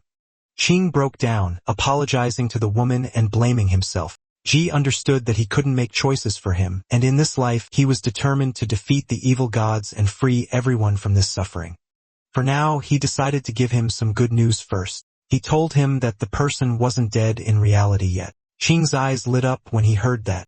Qi showed him the news about people falling into deep comas. Qing didn't understand what that had to do with Xiao. Rue explained that dying in the game didn't mean dying in real life. Zhao had only fallen into a coma. Now Qing finally understood. Zhao was still alive, just unconscious. Rue added that her parents were also in a coma, and she had told her that if she wanted to wake them up, they had to clear day of confinement and kill the mastermind behind it. She asked Qing to join them and fight those bastards together. Qing agreed without hesitation. The mood shifted. Everyone was fired up to protect the people they cared about. In the past, because of a lack of information, people fell into despair after returning to reality. But now they had hope. Shi told Qing that the most urgent task now was to get stronger. After all, he'd already fallen far behind. Qing was only level 4, with level 5 strength and level 4 in stamina, agility and mana. Anyone who survived the first 2 dungeons would already reach level 4 in base attributes. In other words, aside from a strength card, Qing had mostly been carried. Qing then asked Rue about her level. She said it wasn't that high and that she had helped her level up. He was shocked to find out she was already level 9 with a class and weapon. That made him wonder how strong Shi had become, and what he saw next shocked him even more. It was far beyond what he expected. Qing immediately begged Shi to carry him too. He said he wanted to protect the world he loved. Even if the enemy was powerful, he still wanted to fight until the end. What he didn't realize was that this was exactly what Shi wanted too. Shi was glad that, for now, they all shared the same goal. He told them they first needed to understand their enemy. He called them evil gods. The two were shaken when they heard that, but he explained that, for now, The evil gods only existed inside the Day of Confinement game and couldn't appear in reality. It was one of the rules they followed. But once the game decided a winner, they would descend upon Earth and devour the entire planet. They were horrified to learn that their enemies were cosmic-level beings. Ching admitted that this might be too difficult. She asked him if he wanted to give up. Rui thought of her parents. Ching remembered Xiao falling into the flames, and both of them answered they wouldn't give up. Hearing that, she continued. He told them where their chance of victory lay. The key was the 15S rank special cards. Each one held immense power. If they could gather them all, they would have a chance to fight back against the evil gods. Rui asked if all they had to do was help him find those cards. Ching said the goal was clear. Rui then asked how many dungeons existed in Day of Confinement and which ones held S-rank cards. Shur explained that the evil gods had merged the dungeons with human society. Because of that, there were at least thousands of dungeons. They were stunned. Ching couldn't believe it, especially since she had written a full strategy guide for the novice dungeons. She said that was only possible because there were just 19 types of novice dungeons, so documenting them wasn't too hard. Even though S-rank cards were rare, he knew of one dungeon that contained one. Our boy thought of the woman who would betray humanity. She told Ching to go home and rest. In 3 days, he would take him into the next dungeon. At that moment, a screen appeared, showing the countdown for the next Day of Confinement game. Rui had just changed her class, and now she understood. She had to rely on herself to grow stronger. While she needed to meet a certain woman to enter that dungeon, the S-rank card freedom he possessed allowed him to enter and exit dungeons at will. The only requirement was having a locked coordinate. He met the woman who once introduced herself as his ex-girlfriend. She didn't expect him to seek her out. The last time they met, he rejected her, and she thought their connection had ended. She told her to skip the small talk. He knew she had already gone through 2 dungeons in Day of Confinement. She admitted it. Thanks to luck, she had managed to survive both times. In his past life, he had met her like this too. Back then, she had already become a servant of the evil gods. She sold her soul to them, but that wasn't true survival. She was immune to spiritual influence, so he could clearly see the evil god aura around her, something normal people couldn't detect. That meant inside the dungeon, she had helped the evil gods wipe out every human there. Only then did they grant her that aura and spare her life. Just one more dungeon, and she would become a complete servant of the evil gods. She asked him why he came to see her. With just the 2 of them alone, she hinted at something more. She believed that if she could tie him to her, she could control him. In her mind, she planned to let her god devour the world's #1 player, just so she could survive. She was tired of this cruel game. She even thought of using his life as her way out, but she simply said he would join her next dungeon. She was surprised. She hadn't even told him yet, and he offered on his own. She told her that if she agreed, they should shake hands so he could leave a mark on her. He was using the ability granted by the Freedom card. She happily took his hand, then she teased him, hinting she was open to more. She pulled away and told her they would meet again in the dungeon, then he left. She was annoyed. No man had ever rejected her so openly. She swore she would make him regret it. The day came for the players to be transported into the game. Shur reminded Ching of the rules. Ching said he remembered everything. Shur activated the second use of freedom. The system confirmed it had locked onto the target and John's dungeon. It asked if he wanted to enter. Shur confirmed. The dungeon was called Doomsday Paradise. Freedom activates. She and Ching enter the C-rank dungeon Doomsday Paradise. Their bodies start to pixelate. Collecting all S cards is G's true goal, so he must enter the dungeons he never cleared in his past life. From this moment on, his path to becoming stronger will be different. They appear inside the Doomsday Paradise first stage preparation room. Ching is surprised to see a preparation room at all. She suspects it is tied to the dungeon's rules. He has only seen shared clearing guides for this dungeon. For now, he observes his surroundings and analyzes the situation to increase his chances of success. A system window pops up, welcoming him to Doomsday Paradise. Before the game begins, everyone has the right to form a team. The system tells him to click an avatar and send an invitation. If the other party accepts, they become teammates. The team limit is 3 people. Ching didn't expect so many people inside the dungeon. He asks Shur who they should pick as a teammate, and Jen works for the evil gods. Putting her on any team would harm others. Rather than letting her hurt strangers, she decides it's better if she stays close to him. He also has the ability to suppress her. It's the perfect chance to keep an eye on her. Meanwhile, Xian wonders if she should team up with him first. Then again, joining another team and helping her god harvest lives also sounds tempting. Right then, she receives an invitation from Zi and Qing. She is amused by how impatient they are. She says that being with him, the world's #1, might make things much easier, so she accepts. The moment she does, she is teleported to them. Cheng is surprised to see her. She pretends to be scared and runs toward him for a hug, but she sidesteps her easily. Not today. Shi calmly tells Qing to open the door since their team is now full. Qing recognizes her, but he trusts that Shi has his reasons, so he decides to believe in him. Jen gets annoyed at him. She believes there will come a time when he will beg her sooner or later. She is confident because her god tells her all the hidden rules in advance. She plans to play a few tricks and doom him forever. They open the door. An eerie forest waits outside. This dungeon is Doomsday Paradise Part 1, Zombies in the Woods. The rule states that the top 30 teams with the highest points can enter the next stage. The leaderboard is open, and Shi's team is ranked number 007. Qing notices how unclear the rules are. It doesn't even explain how to earn points. Xian says it's simple. Since there are zombies in the woods, the more zombies they kill, the more points they get. Qing asks Shi if there are really zombies. She calmly tells him to move since this stage isn't that difficult anyway. They keep walking. Then they meet the zombies. Qing panics the moment he sees them. Yes, they are very real. The zombies hear them and rush toward them. Qing starts to panic as they charge in, but she simply pulls out his sword. Shi makes his move. He cuts down the zombies in front of him. Shi is amazed. In real life, it's impossible to feel someone's power this clearly. But seeing Shi fight, only one thought comes to mind, like a god walking on earth. Jen realizes that the world's #1 is truly absurdly strong. Now she understands why her god wants him so badly.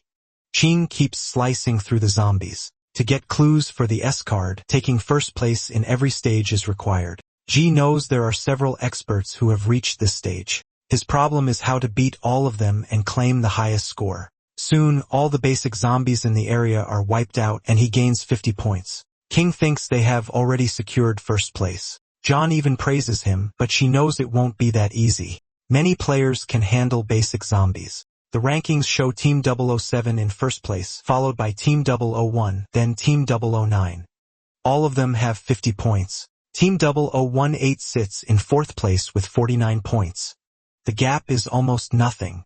They didn't expect so many teams to have the same score. Qing realizes that if they slow down even a little, they will be overtaken. That means they need to find more zombies fast. But she already knows the hidden rule of this dungeon.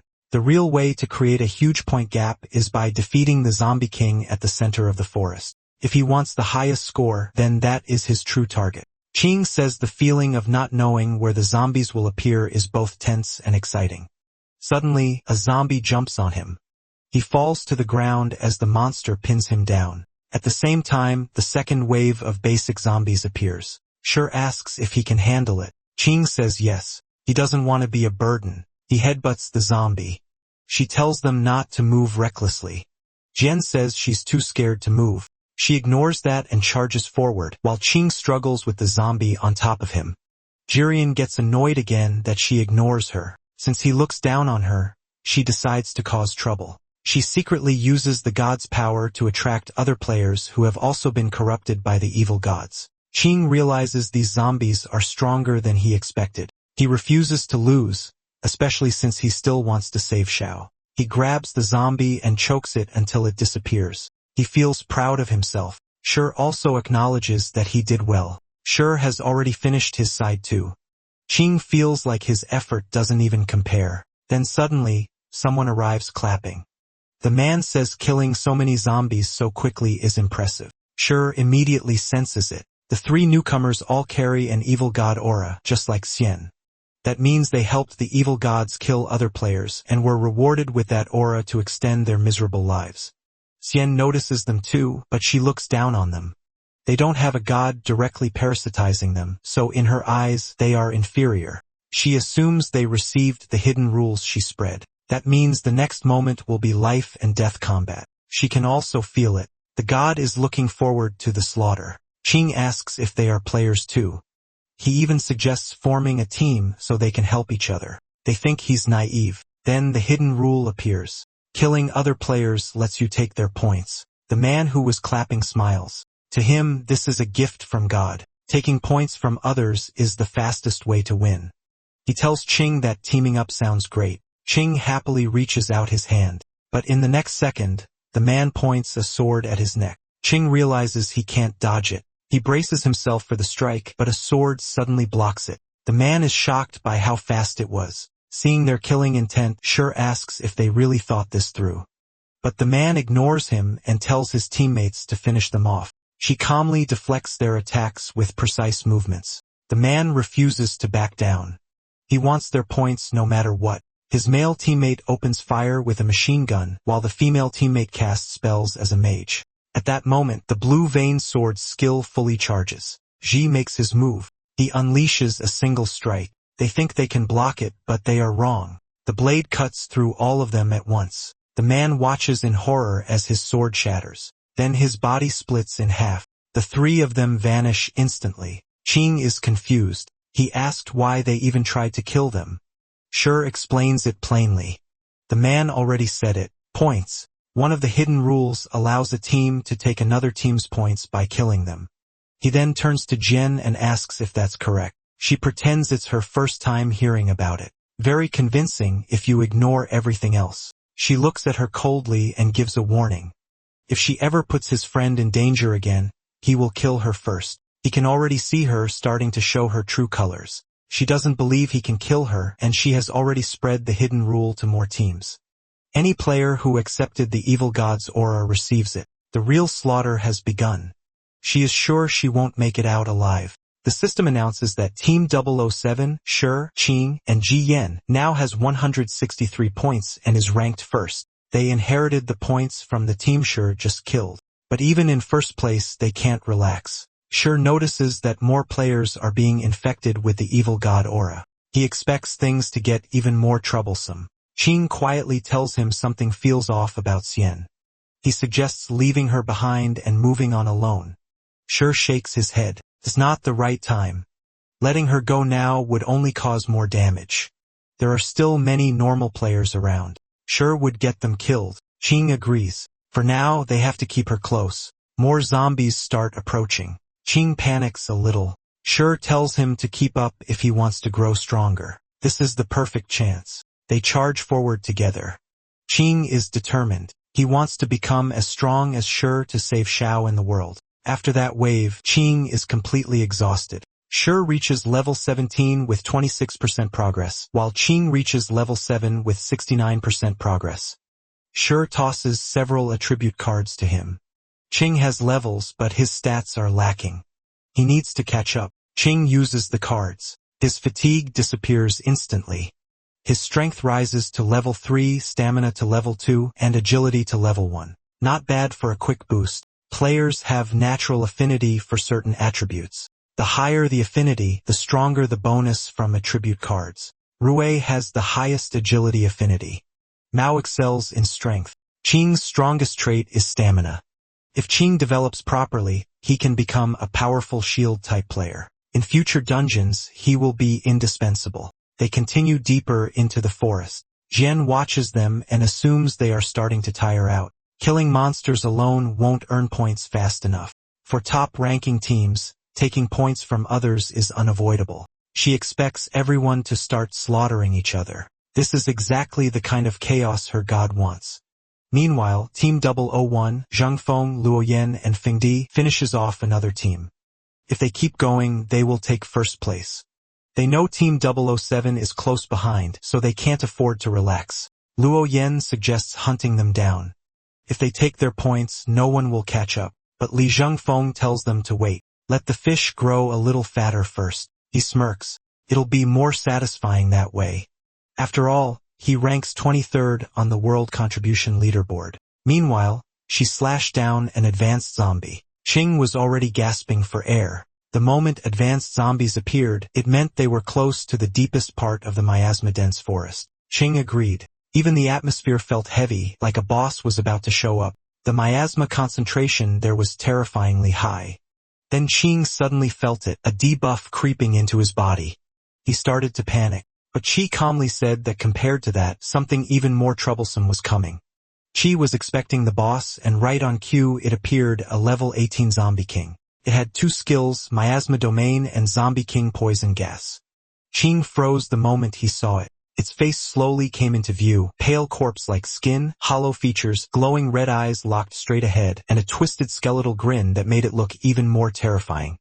Then it charged, but Qing wasn't useless. He slammed his head straight into its jaw. The impact pushed the Zombie King back. Qing felt proud of himself for that one. Sure noticed it immediately. Qing's stamina affinity was abnormal. If he could develop that skill further, becoming the strongest divine shield wasn't impossible. The Zombie King roared and rushed at them again. Qing panicked. It was coming back. Sure stepped in and parried the attack with his sword. He told Qing to move aside. This wasn't something he could handle. Sure would take over. But the Zombie King didn't stop, kept attacking relentlessly. Sure blocked each strike, but he quickly realized something. The creature's body was incredibly tough. Normal slashes wouldn't break through. He needed another approach. The Zombie King suddenly inhaled deeply. Qi's eyes sharpened. A skill was coming. The next second it exhaled, releasing a stream of green liquid. Sure sidestepped just in time. The attack splashed onto a nearby tree, instantly corroding it. This wasn't an enemy he could rush. He had to find its weakness. But while Sure focused on the fight, someone else was watching. Hidden in the shadows, Team 001. Zhang Feng told his team to stay put. They would wait for Qi to finish the boss, then ambush them and steal everything, the rewards, the points, all of it. The Zombie King rushed straight at them. She didn't hesitate. Every creature has a weak point, and most of the time it's the neck. So he aimed for it. His blade slammed into the Zombie King's neck, and nothing happened. That's when he realized this thing's weak point wasn't where it should be. The Zombie King instantly swung back, claws slicing toward him. From the side, Jen watched with a devilish grin. In her mind, this was obvious. Treat monsters here like normal enemies, and you pay for it. But Sure stayed calm. With the boost from surging wind, he was confident. Speed alone could overwhelm it. He shifted and slashed across its chest, but the monster countered immediately. No damage. No hesitation. Just pure retaliation. Sure's eyes narrowed. Hitting it didn't work. Dodging forever wouldn't work either. So where was the real weak point? Then it clicked. Qing. Earlier, Qing had managed to hurt it, not with a blade, but by smashing into it. Right then, the Zombie King inhaled deeply. She locked onto that movement. That had to be it. Qing saw it too. He panicked and shouted for Qi to dodge before the poison came out, but she didn't move. Instead, he said calmly this next strike would decide everything. And then he charged straight in. The Zombie King froze for a split second. It didn't expect that. Qi's attack landed clean. The monster let out a piercing scream. Its HP dropped to 72. And just like that, she confirmed it. Now he understood why Qing's reckless charge worked earlier. That inhaling moment, that was the opening. Jen clenched her teeth as she watched. He figured it out way too fast. Then a voice whispered inside her mind. The god, called Qi interesting, said it wanted to devour his soul, told her to wait. When the moment came, it would descend into her body and take him. She quietly agreed. But inside, she was already irritated. Every time the thing possessed her, it left her drained, sore, barely able to move for days. And now, because of she'd have to go through it again. Zhang Feng, on the other hand, was impressed. He could tell. This guy wasn't normal. Strong, calm, sharp instincts. He started wondering where she ranked on the leaderboard, and more importantly, when he'd get to fight him. The Zombie King roared again, furious now. But she just looked at it like it was already dead. He told it plainly. This weakness had been exposed. There was no point struggling anymore. Then he kept attacking again and again and again. Each strike hit the same spot, relentless, precise, until its health dropped all the way down to 9%. The monster dropped to the ground, landing hard on its backside. She stepped forward. This was it, the final blow. But right as he moved, another team rushed in, Team 001. Sure caught the movement instantly. They weren't here to help. They were here to steal. Before he could react, Zhang Feng charged in and slammed into him, knocking him off balance. And in that single opening, the other two members moved in and cut off the Zombie King's head clean, fast, shameless. The system notification echoed. The Zombie King had been killed by Team 001, 100 points awarded. She froze for a split second. Ching immediately snapped, cursing them for stealing the kill. Meanwhile, Xian just watched, almost excited. She could already smell what was coming next. She's eyes locked onto one person, Li Zhengfeng. That's who had been hiding in the shadows this whole time. Zhengfeng raised a brow, clearly amused that she recognized him. He even bragged. Seems like his name carries weight, but she didn't hold back. Yeah.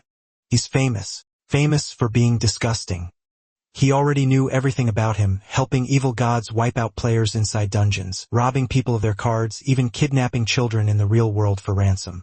Zhengfeng didn't deny it. He just smiled wider, then said he was in a bad mood and needed to kill something to calm down.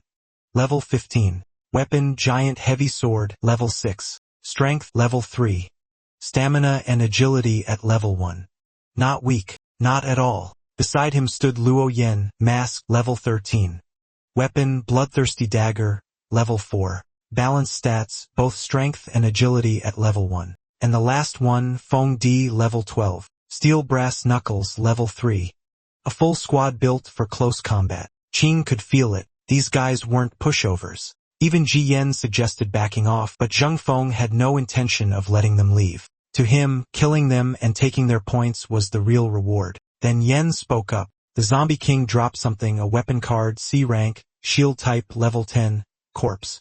Poison reflector shield, strength +3, stamina +5, agility +1, and a skill, corpse poison spray, corrosive effect. Cooldown, 5 minutes. A perfect item for stamina type players, high value, high demand. Qing felt the sting immediately. That reward should have been theirs, but she didn't look bothered. He simply said, they could take it back. His eyes briefly landed on Qing. That shield fit him perfectly. Zhengfeng noticed that look. He grinned. So they chose to fight. He mocked them. Just the 3 of them? That's all? Then told them to hurry up and die. She didn't bother replying. Talking was pointless. He moved first. Blood chi surged through his body. The blue vein sword skill activated. Sky-splitting slash stage 2. Full charge. Strength boosted by 2 levels, and then he swung. A massive slash tore through the air. Zhengfeng stepped forward to block it. His blade clashed against the attack and split it apart, but the moment he did, Shur was already there, closing the distance right in front of him. In Shur's mind, this was already over.